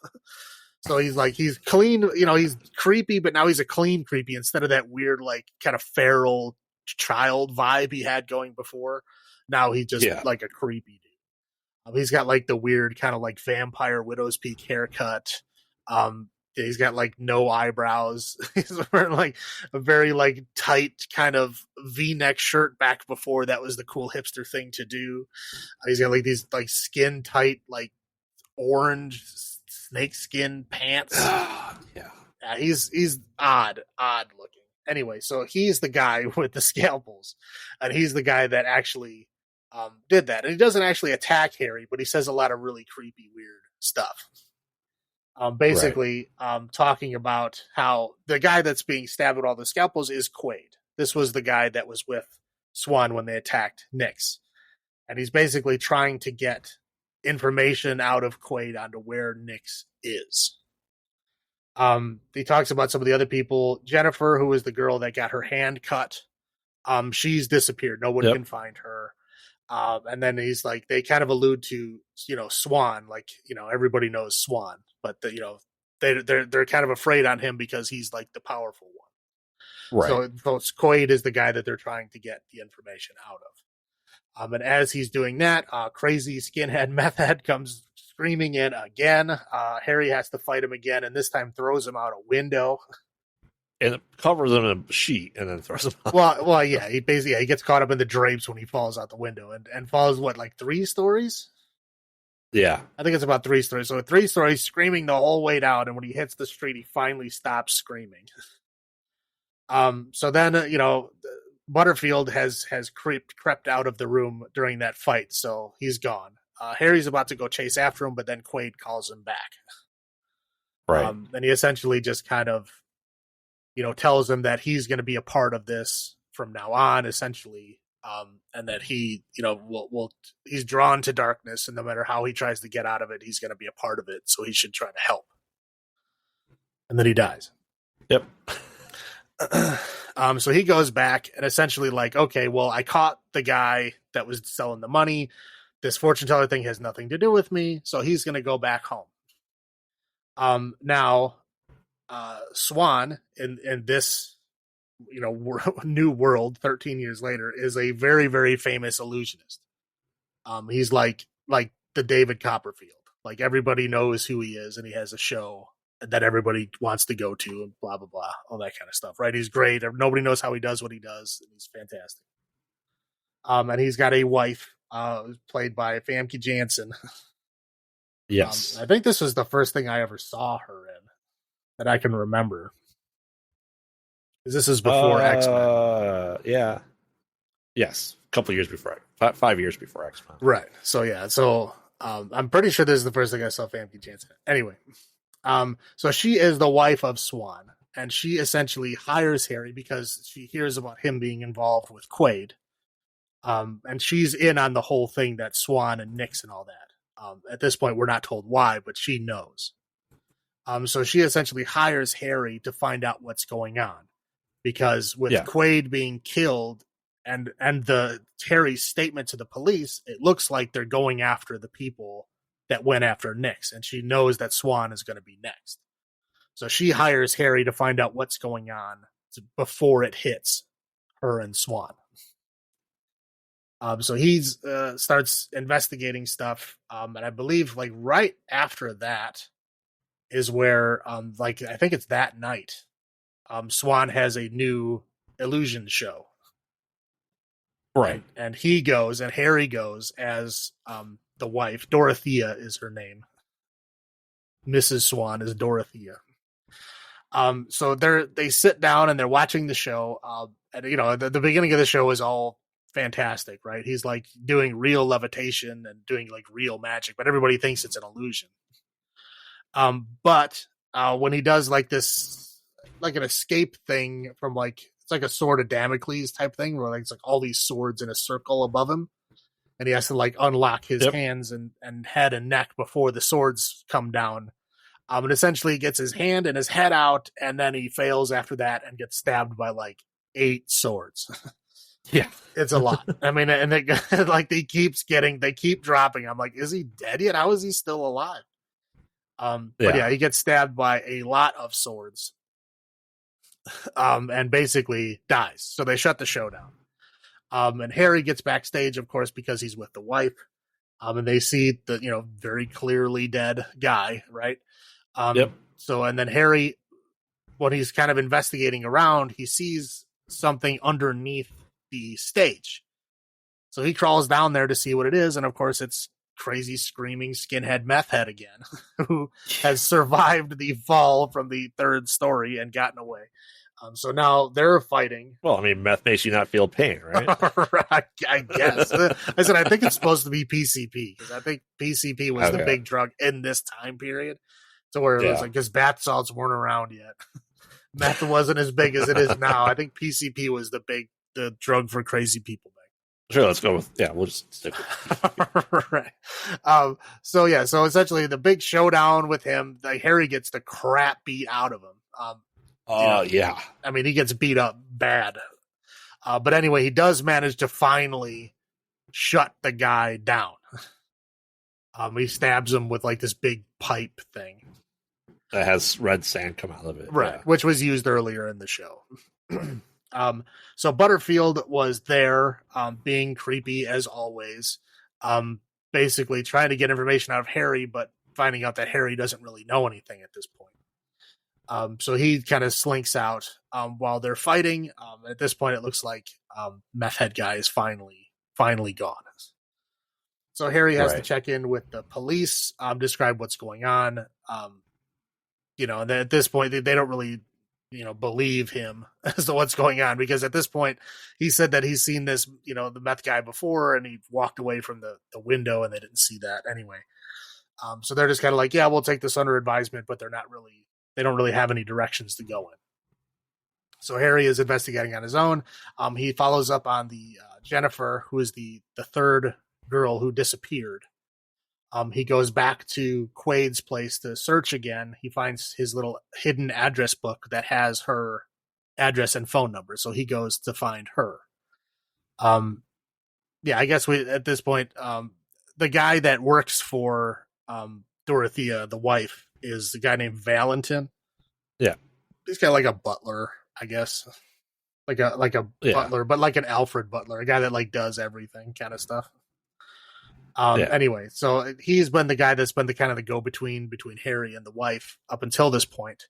And then when he goes to Quaid's place, Valentin basically tries telling him that Dorothea doesn't really want him on the case anymore, and he needs to leave. He needs to, stop being involved. He can't do anything else. Then they offer like $10,000 to go back. Right. Yeah. He gave him he's like, here's 10 grand. You can just go back to New York. And he's like, well, I'm in the middle of this case. Until I hear it from her, I'm going to keep investigating. And he just goes, begrudgingly goes, yeah, whatever. So he leaves. He goes to find Jennifer Desiderio is her whole name. She is in a psych ward. That's why nobody can find her. So he talks to her and he gets more information. Like at this point, he didn't really know about that Nix was real, or that the whole like Swan was like his kind of what do you call it? Apprentice. Right. Or something like that. Anyway, so they get information. He's trying to get more information out of her. She's obviously gets very, very like upset about it. To the point where she runs away and runs in front of a car and kills herself.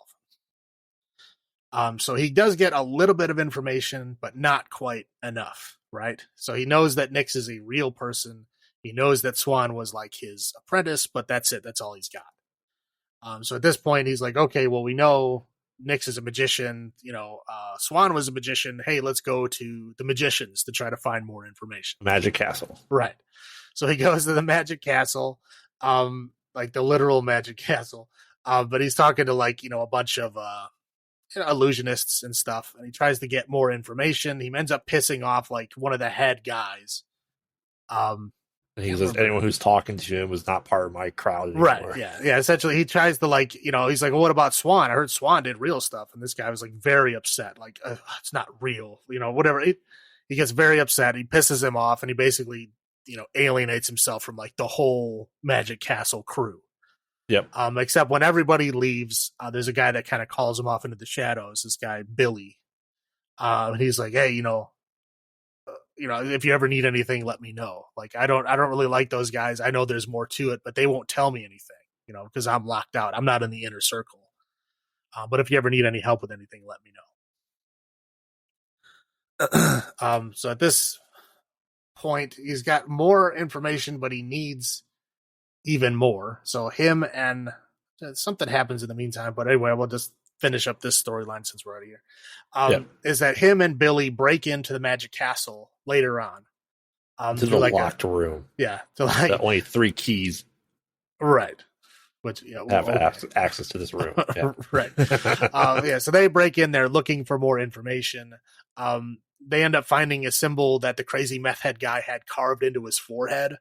And they push on the symbol and it opens up this secret passage in the wall.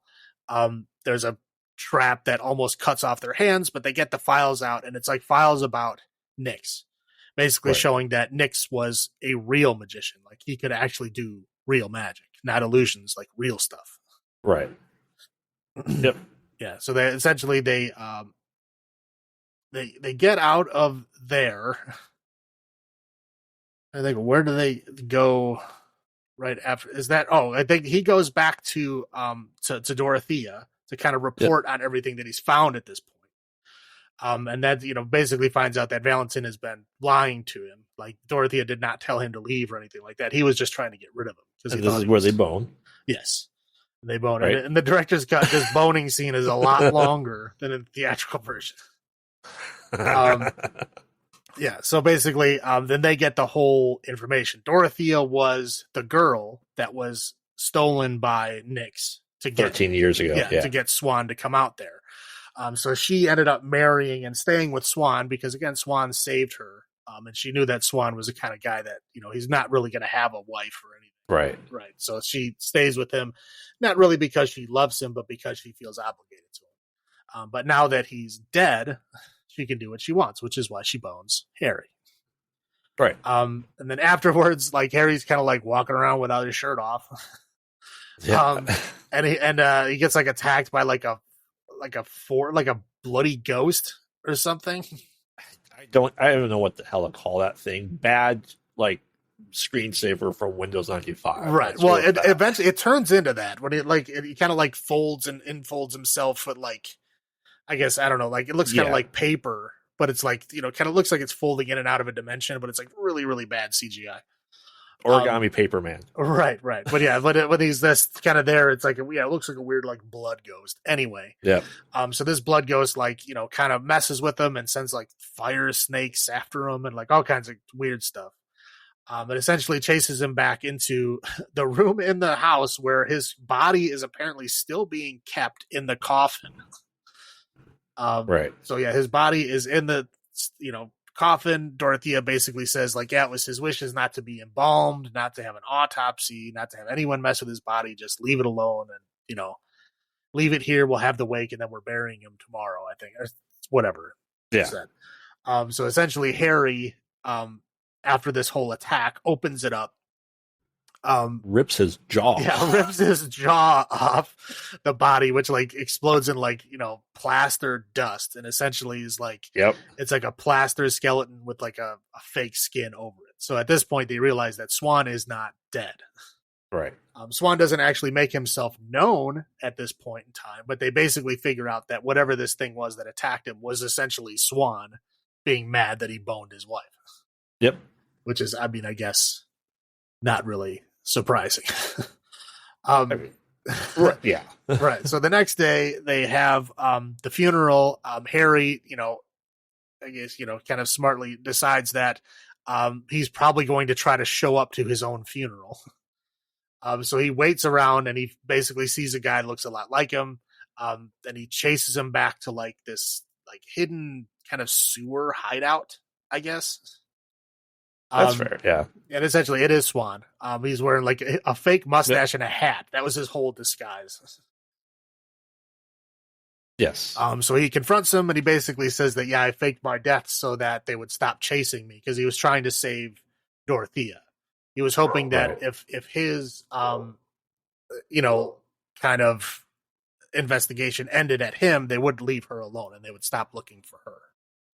Right. So that's essentially why he did it.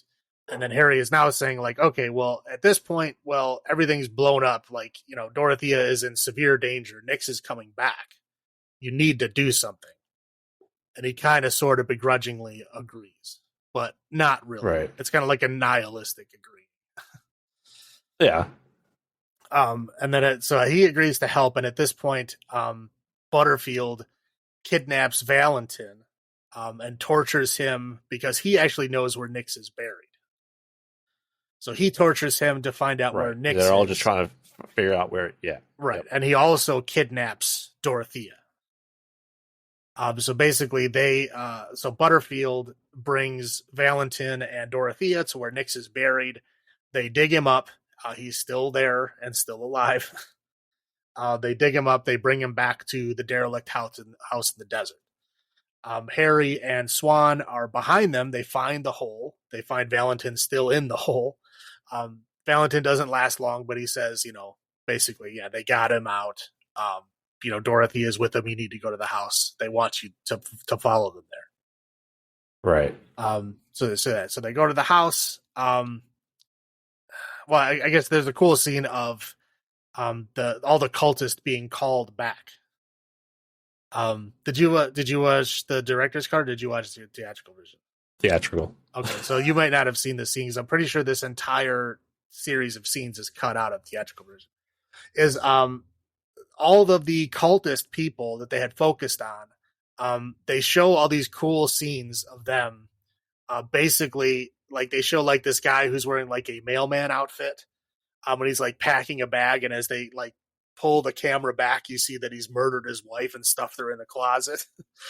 There's like one of the ladies is like, she's like washing her hands in the sink and like humming a tune, and as you pull out, you see her children with their throats slit in their morning cereal.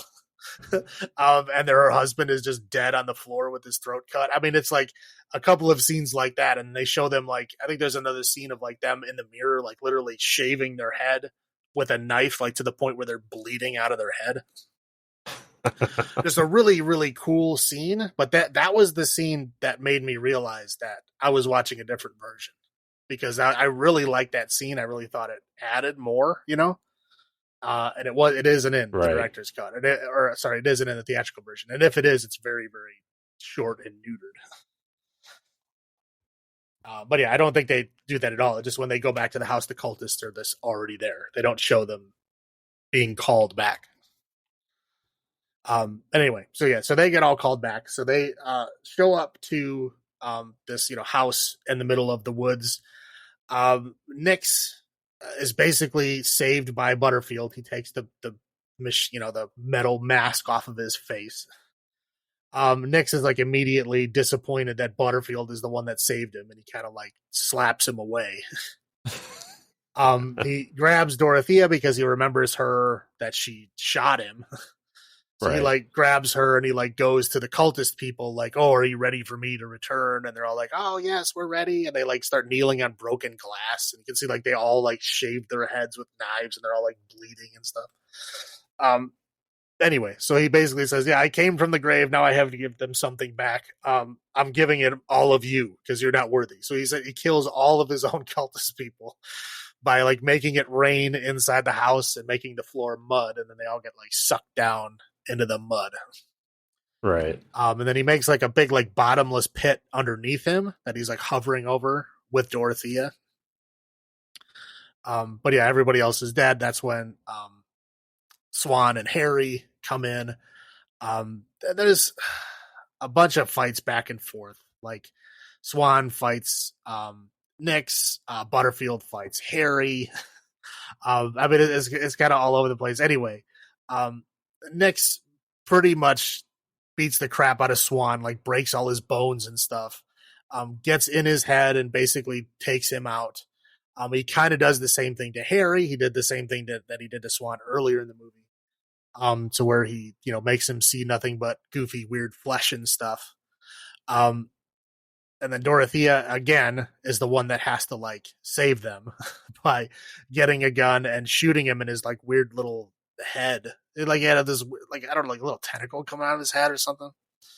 It was, anyway, something like that. Anyway, she shoots him in the head, and that fixes Swan and Harry's, like, head. And they essentially, throw him in the bottomless pit he created, and he goes down and like lands in lava because it's like that far down. Well, he breaks through like the mantle of the earth and then continues and falls into the lava. Right. Yeah. So he like burns in the lava, but then he like kind of sort of comes back, and like there's all kinds of like fire and explosions and all things happening. They do finally manage to knock him back down in there, and the hole seals up, and then they all get away from the house. Yep. And that's it. Yes. I think Swan dies in there though, doesn't he? I think Dorothea and Harry are the other ones that make it out. Right, because Swan lifts up Harry to like he lift me like the car, and he like has like these weird like those like sea anemones in the ocean that have like those floral like right, like those come out of it, like tumors come out of him. Yeah. Nyx has like all those come out of him, and he like pulls them out of his eyes, and that's how he falls into the pit. Yes. Well, yeah, and in his 13 years buried, his big revelation was that he was created to murder the world. Yes. So he just wants to kill everybody. So that's why. I mean, obviously they were going to stop him to begin with, but that just gives you extra reason. Right. I don't understand the whole floating thing. Like, make me float like the car. Like, why? You were already behind him. Why do you have to be up in the air? I don't understand. Maybe because he didn't. Maybe he's scared to fall in the hole. I guess I don't know. I mean, maybe that's possible. Yeah. All right. So, what were your first thoughts on it? The first time I saw it, the very first time I saw it was the director's cut, and I loved it. I absolutely loved it. I thought it was great. I think I rented it again after that. And again, it was a year or two later when I was trying to get other people to watch it, and I rented it from Blockbuster when I realized things were wrong. So yeah, I've loved it since the beginning, and I watched it probably in '95, right when it came out. Okay. Man, when I watch this again, I realize I'm like, I have not watched this in forever. Like, I probably watched it at the late '90s, and that was the very last time. It slipped my mind completely. And I don't know why. Once again, and it's a good movie. It I mean, Scott Bakula off the height, the guy Famke Jensen, our first thing. Mm-hmm. So yeah, I mean, I thought it was a fantastic movie. I think it's the wife didn't watch this with me, but I think something she would enjoy as well. Yeah, there's not too much like body horror in it. I mean, there's a little bit, but not a lot. No. Yeah. I think it was a good movie. I think it definitely is on my rewatch list as well. Yeah, no, this is a movie that's always been on my mind. Like I said, this was one of the movies that I again back in these days I really wanted a Laserdisc player because that was the only way you could like easily find the director's cut was on Laserdisc. And again, but you have it now. It's still the easiest way to find it, like the director's cut, because like if you look on any streaming service, it's always the theatrical version. It's not the director's cut. The only one you can, if you get because it's called like the collector's edition from Screen Factory, which was a limited run, not quite a limited edition, like not numbered or anything, but it was a limited run. They don't make them anymore. That was the only time it came out on Blu-ray or DVD of the director's cut was that. Right. Otherwise, you have to go back to get the right VHS version or the Laserdisc version to get the director's cut. So yeah, I had to I watched it on Laserdisc because that's the only way I could get the right version. Yeah, I don't remember if I have this on Laserdisc. I think we saw it in the wild, didn't we? And I knew you liked it more. No, this was one of the very first ones that I bought straight off of eBay. Like it was more like one of the very first ones I wanted to get. I don't know if we felt like we saw it in the wild. Maybe I grabbed it then. Yeah, if we saw it, you probably did, or at least I told you to get it. I don't know if you did. Nope, don't have it. So I think so, but yeah, I don't think the theatrical version exists on Laserdisc. I think if you find it on Laserdisc, it's always going to be the director's cut.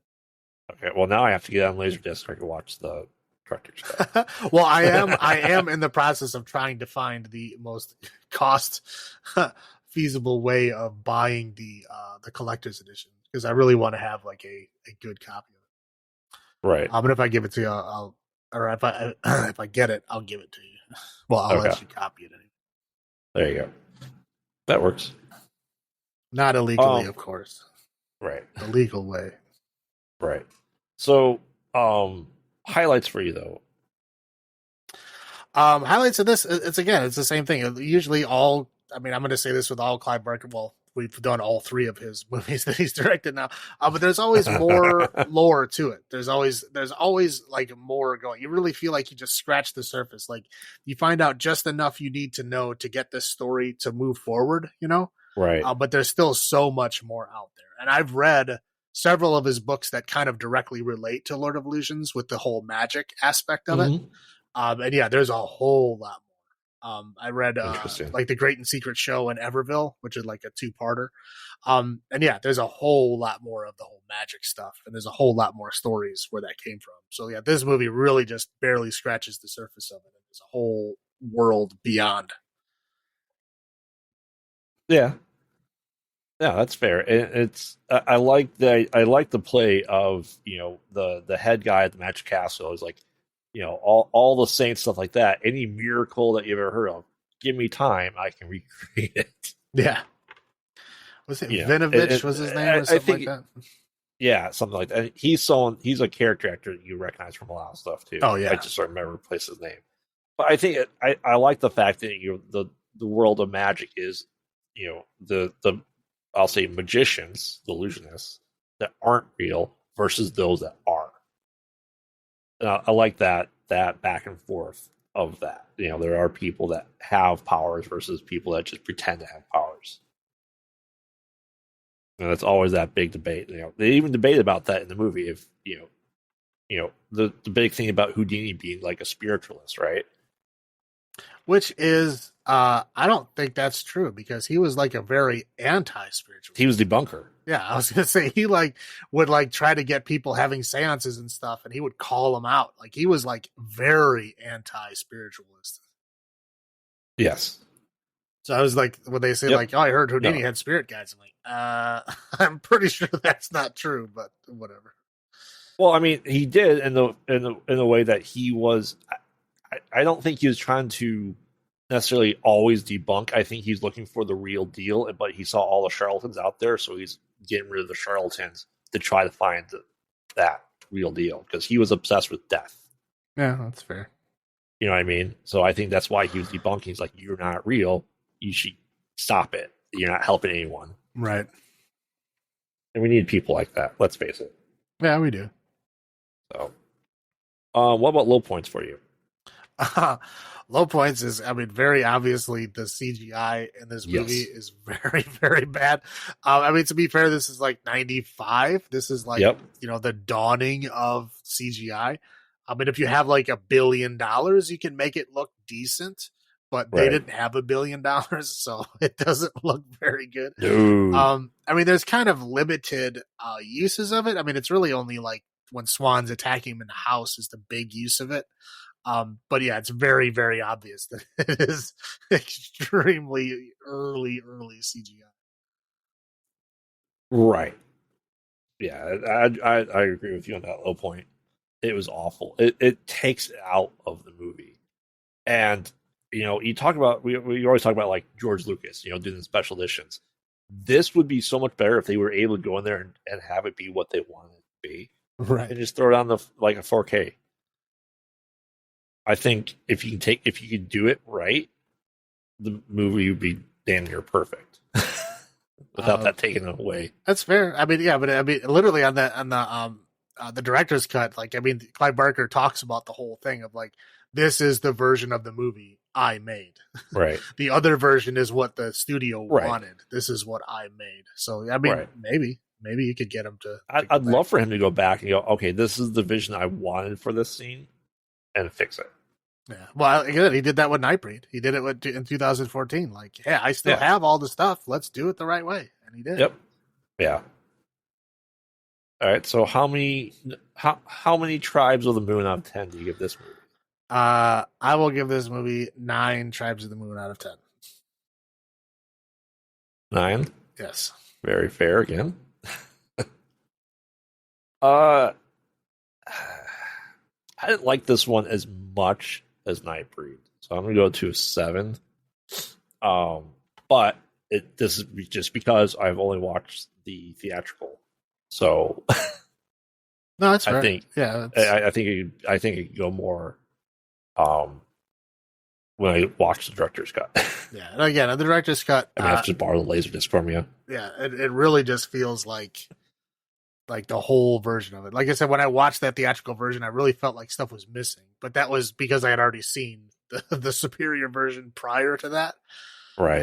But yeah, and then in my searches after that point, I could only ever find a theatrical version. So that I was like convinced there was a conspiracy out there. And that's when I dug deep into that, whole Blockbuster censors movies things, which I absolutely believe that growing up too. Yeah. Yeah, I mean, eventually, absolutely as an adult, I realized it was an urban legend and it's false. But this was my proof. Whatever people would say, like, "What's your proof?" I would say, "Look, here it is," and they're like, "Oh, wow." Yeah. Okay. Cool. All right. The last one's mine. Yes. All right. So the last movie is Midnight Meat Train. I can say right off the bat, I didn't see this right away either. Like, I waited years for this to come out after this was out to see it. This came out in 2008. Mm-hmm. Yeah, so I've rewatched it multiple times since then. I watched it right when it first came out. It was probably in 2008, and I have not watched it again since then. This is only my second time seeing it. Right. So this movie stars Leslie Bibb, Vinnie Jones, and Bradley Cooper, which might have been the first thing I saw Bradley Cooper in. Yeah, I didn't I'm know who trying to, Bradley Cooper was when I watched this. right, I'm pretty sure I didn't know about him at that time. So right. Um, so anyway, I think I'm trying to remember the very opening scene. I think the opening scene is a guy on a train, and he essentially is attacked by just a figure in the suit with like a giant meat hammer, like those like used for like breaking bones or stuff like that, and trying to escape and just scrambling through blood, trying to get away from this. We don't see this figure's face at all at this point in time. And I think that isn't that a waking dream then for Bradley Cooper? yeah, Yeah. So Bradley Cooper, as we find out, is a photographer. He's going around taking pictures. I'd say this is supposed to be New York, right? Or is it Philly? I don't know. So they say Philly cheesesteak. Yeah, I'm pretty sure they say Philadelphia in the beginning, but I don't know. It didn't feel like Philadelphia to me, but I don't. Who knows? Right. I don't live out there, so I can't judge too much. But it's not Chicago. I know it that. It is not Chicago. That is correct. So it's either Philly or New York. And he goes around, he's trying to be a photographer, and he's taking pictures of New York and very proud of it. His girlfriend's Leslie Bibb, who is a waitress at a diner. And he's just, like I said, taking, has that dream, is going around taking like what he considers the seedy underbelly of the city. And he's talking to his friends, and he's trying to get in front of Brooke Shields, who is an art person, to have his pictures printed there and do a showing of his stuff. And he goes, hey, just don't let her know about your girlfriend. She only likes young men that are single. Oh, scratch the men part, just young and single people. And he's talking, and he's going, and the big thing is he goes to the diner to visit his girlfriend, to kind of say what's going on there. He brings his own tofu to put on the griddle because he doesn't eat meat. This is a big point of it, right?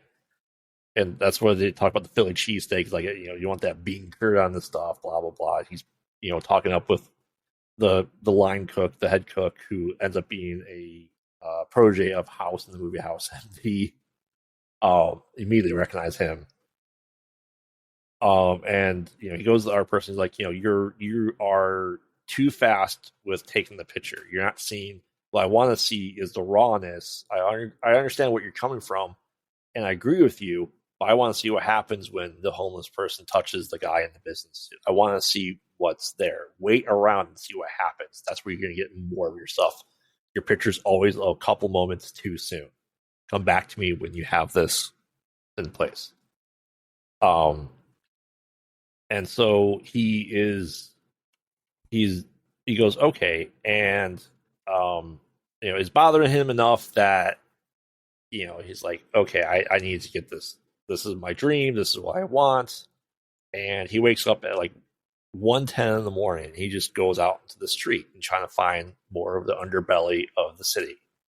It's 1 a.m. That's where things are out. And he starts taking pictures, and he starts, taking pictures of homeless people, of people just throwing bottles. And he thinks he's doing really good stuff. And he follows a group of people into the subway, which has seems like a 2-story staircase down to the subway, and kind of just jogs on, which I can never do. I'm always afraid of tripping and falling down that. And he sees them starting to sexually harass 3 guys, and he's starting taking pictures of it, and then he realizes it's getting too far. He goes down a little bit. He goes, "Hey, stop!" And the guy, he's like, "What are you gonna do? Why don't you come up here and find out?" And as the guy's coming up with brandishing a knife, he's like, "Yeah, that's it. Okay, stop right there. Perfect." And keeps taking pictures of him. And he's like, "Okay, well, how do you do you want to be on video?" Because he's standing next to a camera. It's like, "Aha, I got you. You want to be on film? You want to be in movies?" and they just leave. He takes a couple more pictures of the girl and then pictures of her getting onto the train. And she's almost misses the train, and a hand comes out with a pretty unique ring on his finger, and we still don't see much of it, but we see her sit down. Bradley Cooper leaves, and she's sitting down, puts her headphones in, and we see the business suit guy come up, takes a hammer, and just whacks her, and her head just gets smashed sideways. Yeah, it feels like it turns all the way around. Yeah, pretty much. And so, he takes the pictures, it starts to develop them, and, showing his girlfriend when she woke up, didn't know that he was gone for however many hours in the middle of the night. And she's like, this is really good. You should show it to her. This is what she's looking for. And he's at the diner. He's there for breakfast, and he realizes there's a missing woman newspaper, and it's the girl that he was taking pictures of. He's like, oh man, I saw exactly where she was at that point in time. Let me go talk to the cops.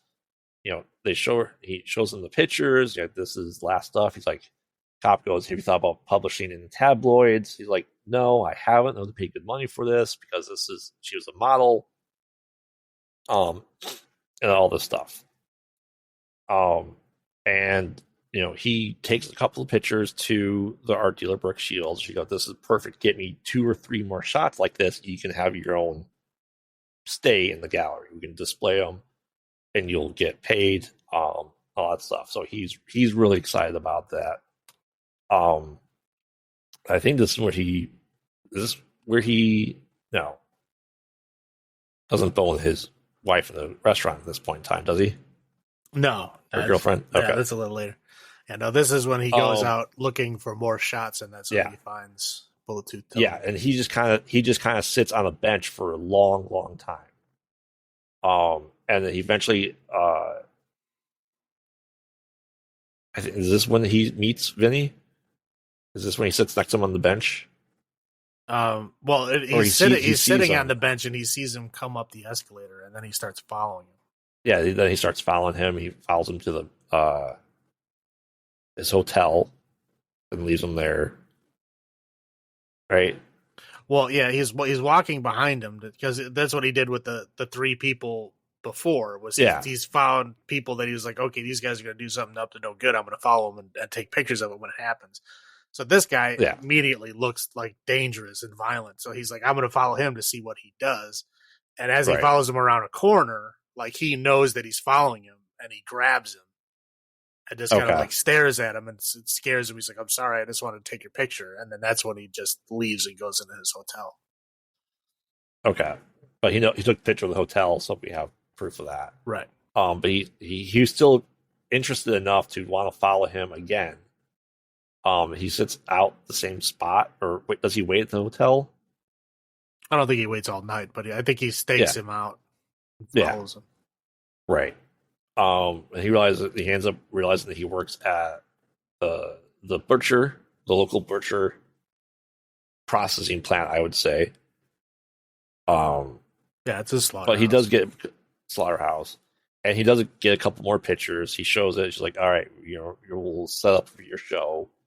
And then he shows up at the diner as she's opening it up, gives her like a engagement ring, and then they bone. Right. And at that point, he gets like a little like rough, and you can tell that she is not enjoying it. But this is where you can see that he's starting to like. Right, because change. he's having He's these dreams. Yeah, he's having the dreams of the people that are getting slaughtered on the train, and he's having more of those dreams or visions, if you will. I think at this point in time, we see he's been following him, taking a couple pictures. I think we see Vinnie Jones starts cutting off like lesions on his body. I don't know what they are. I mean, they look like he collects them. Yeah, but he's got like these weird. Yeah, I don't know if they're like they look like burst pustules. Yeah, they're gross looking. But yeah, he's obviously been doing it but for a you can long tell time. He has jars full of them. Right, and he's clearly sick because he's coughing and just doesn't seem right. He doesn't say anything, but he seems to be like deteriorating bodily wise. And then he goes down. I think he follows him again onto the train this time, realizing he has suspicions. Like, there's butcher trials that someone suspect this stuff. He's like, what if all these missing people over the past however many years, they never show up? Maybe he's killing them. Maybe he's butchering them and putting them at the meat market or something like that. So he's like doing his own investigation journalism of it and following him. And he catches up to him and on the train, and he starts seeing him slaughter some people. He realizes he gets seen and he gets caught. He gets the end of the train. And he gets his head smashed and he starts getting treated like he's going to get killed. He's kind of wakes up kind of hung upside down at the end of the line.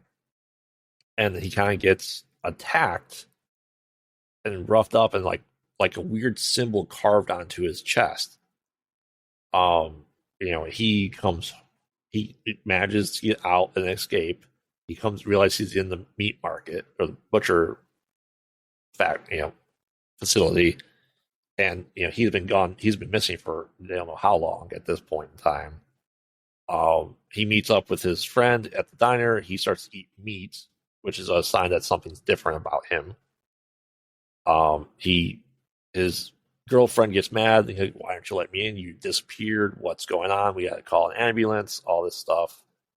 But he's like, I have my show tonight. I just gotta get some sleep. So she goes through his pictures and she meets up with his friend who introduced him to the art dealer. And they're like, okay, this must be where he's staying. And somehow they know exactly what room Vinnie Jones is staying in. Like, they scope out the perfect floor and wait for him to leave. And they start finding all the stuff. They find their legions. They find all his immaculate suits. After he was knocked out, his camera is taken. Like, we have no proof of any of this without the camera. So the one friend finds the camera. He gets seemingly knocked in the head with a hammer. And she realizes that he's there and she runs away. And, it's like, hey, I got to get to my show, blah, blah, blah. He goes there and he just seems off. Like, he's supposed to be, rubbing elbows with the lead to show off his work, all that stuff, but he can't get, he's kind of going insane, I would say, at this point. You can tell he's having more visions and stuff like that. And then he realizes that he has to stop. Mahogany is his name. We also find out earlier in the movie that the train conductor is also in on this midnight meat train because one guy almost bests Vinnie Jones and he comes out and shoots him.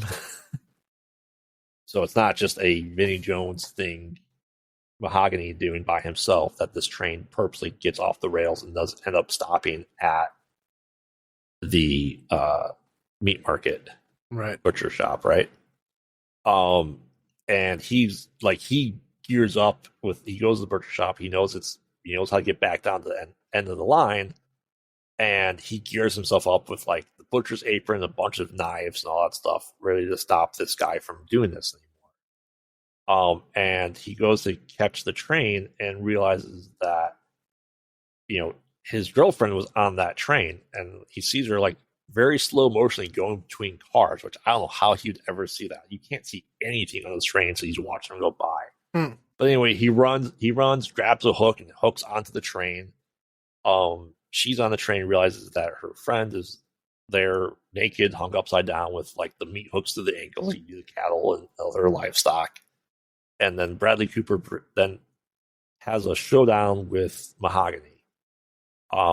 And for it being against Vinnie Jones, he's doing pretty damn well for himself. He's a small guy compared to Vinnie Jones. He's got magic powers now. That's true. And so they have a showdown. He thinks he knocks him off the train. They go to the end of the line. And they realize that he's still there. And they still have another final battle at the, like, I call it a nest at this point in time. There's bones everywhere. Ends up using bones to stab him and hit him and stuff like that. Eventually gets the best of him, and kills him. And his girlfriend's kind of knocked out because she's trying to help, and she's knocked in a pile of bones. The train conductor comes out and he goes, "Okay, well, he had it coming. It was the end of his time. Like, now you realize what you have to do." And he rips his Bradley Cooper's tongue out. It's like, this is how we keep order. We feed them so to keep the order, or else they'll come out and we keep the peace. Now you understand what you must do. And he opens Leslie Bibb, pulls out her heart, and hands it to Bradley Cooper to eat. And we don't see what happens next from that scene. And then we go back. I don't know if it's for him to eat.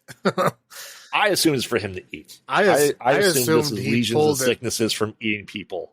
I assumed he pulled it out because the heart was still beating. I assumed he pulled it out as like to hold her love hostage. Oh, that's kind of what I got out of it. I just took it that that Vinnie Jones was eating people as well, and these legions and sicknesses were for eating the forbidden flesh.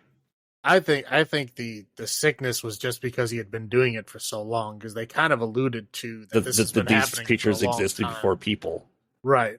But yeah, they never really. Yeah, Vinnie Jones' character has train schedules from like 1919, so he's been doing it. He's living longer than he's what's supposed to. Right. So I think that's kind of what's going on. It's just the body's not supposed to live for that long, so I think it's just going haywire. And then we see a scene and it's Bradley Cooper. He's now the guy in charge of the meeting.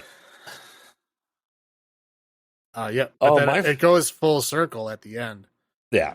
So the guy that's the guy that he sees last in the train was the guy that was in the very beginning of the movie. Right. Yep. So yeah, it was. My first thought was, I'm like, I don't know why I waited for so long to watch this. Honestly.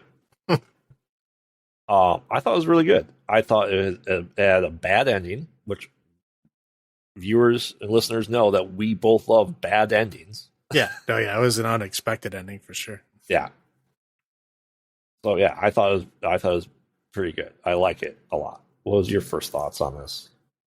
Yeah, it's pretty good. Like I said, I watched it when it first came out. I wasn't all that impressed with it, but it's not bad. Yeah. But it's decent. Yep. All right. Highlights for me. It's the most well produced of these movies, I would say. Quality, this looks visceral. It looks hyper realistic. And I like the bad ending a lot, and that we generally don't get to see much of those anymore. What about you? What about highlights for you? Highlights is I liked his kind of descent into madness. They kind of showed him, really taking on, more of that. Again, it was like a slow kind of decline, a slow burn, to where he was drifting into being a different person. Obviously he starts being rough with his girlfriend, and then he starts eating meat, and this, he starts delving into these conspiracy theories. I like that kind of downfall in madness. I think was very well done. Probably because Bradley Cooper is just a good actress is probably where it's coming from. But I think that was done well. I like that. Yeah. I agree. Low points for me. There's no way someone who's a wannabe photographer and a waitress can afford an apartment like that. Well, I mean, no. I think Vinnie Jones is a good actor, but him only having one line was a sin. Well, I don't know if Vinnie Jones is a good actor. he's a good character actor. He plays characters very well, but I don't think he's going to win an Oscar. I think he needed more dialogue. I don't know if he needed any more dialogue. I think he did just as good just the way he did. What are your low points then? Low points for me is this movie falls hard into the category of things I did not like at this time, which was a lot of the blood is CGI. Oh, very much so. And I really, really hated when that first started because in this era, like 2008 ish, because I think that's when this came out. Around that time period, there was so much CGI blood, and it was not done very well. Like they didn't quite get it down yet, so it's very surreal looking. It's like very uncanny valley when you see it. Like that does not look right. Like there's scenes of like blood pooling on the ground, and then he can like see his reflection in it. It was very, very badly done. There's a scene where poor Ted Raimi gets his head bashed in and his eyes pop out. Yeah, the eyes look horrible. It's almost like it wanted to be 3D movie. Right. Yeah, it was like they look horrible. There's a lot of scenes that are like that. But I don't get why. Is because there's a lot of other scenes where the practical effects are fantastic. Some of these are like they're real. Like you can tell these are actual practical effects. They're really done. Like the scene where he's like scooping the eyes out of the dead body. That was a practical effect. Why did you bother with the CGI eyes? You already have the eyes. Why would you bother? Yeah, that's fair. I don't know. Yeah, it was just. I agree. That's a better low point. But that was this time period happened a lot, and it really, really bothered me. And now they do CGI blood, but it's fine because they've like figured it out. Especially, so it's like, So it looks more normal now. You don't get that uncanny valley like this is fake looking at it. Like it feels more normal now. Right. But the practical effects were fantastic. Right. I just felt like the CGI effects, like they added more blood than they needed to, and it just in this time period they hadn't quite perfected it yet, and it really looks fake. You can really see it, and I think it just takes away from it. Yeah, we see that a lot, especially with this bad fake blood CGI is with guns. Yeah, you could tell that how bad that looked. Even worse, I feel, when they were shooting someone and all the blood CGI blood was coming off of that. I think that looked worse. Yeah, no, it's like CGI blood looks bad, but if they try to like drip CGI blood, it breaks your brain because you're like, something's wrong. This is not right. Right.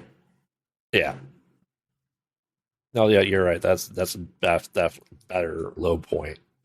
They're both low points. I'm just saying that was the one thing that bothered me. Yeah, no, the practical effects, like the people hanging out in there, like when he's getting gutted, his friend's getting gutted while hanging upside. Practical effects was great. Yeah, that's what I don't understand. Like they actually had somebody that knew what they were doing and did it well.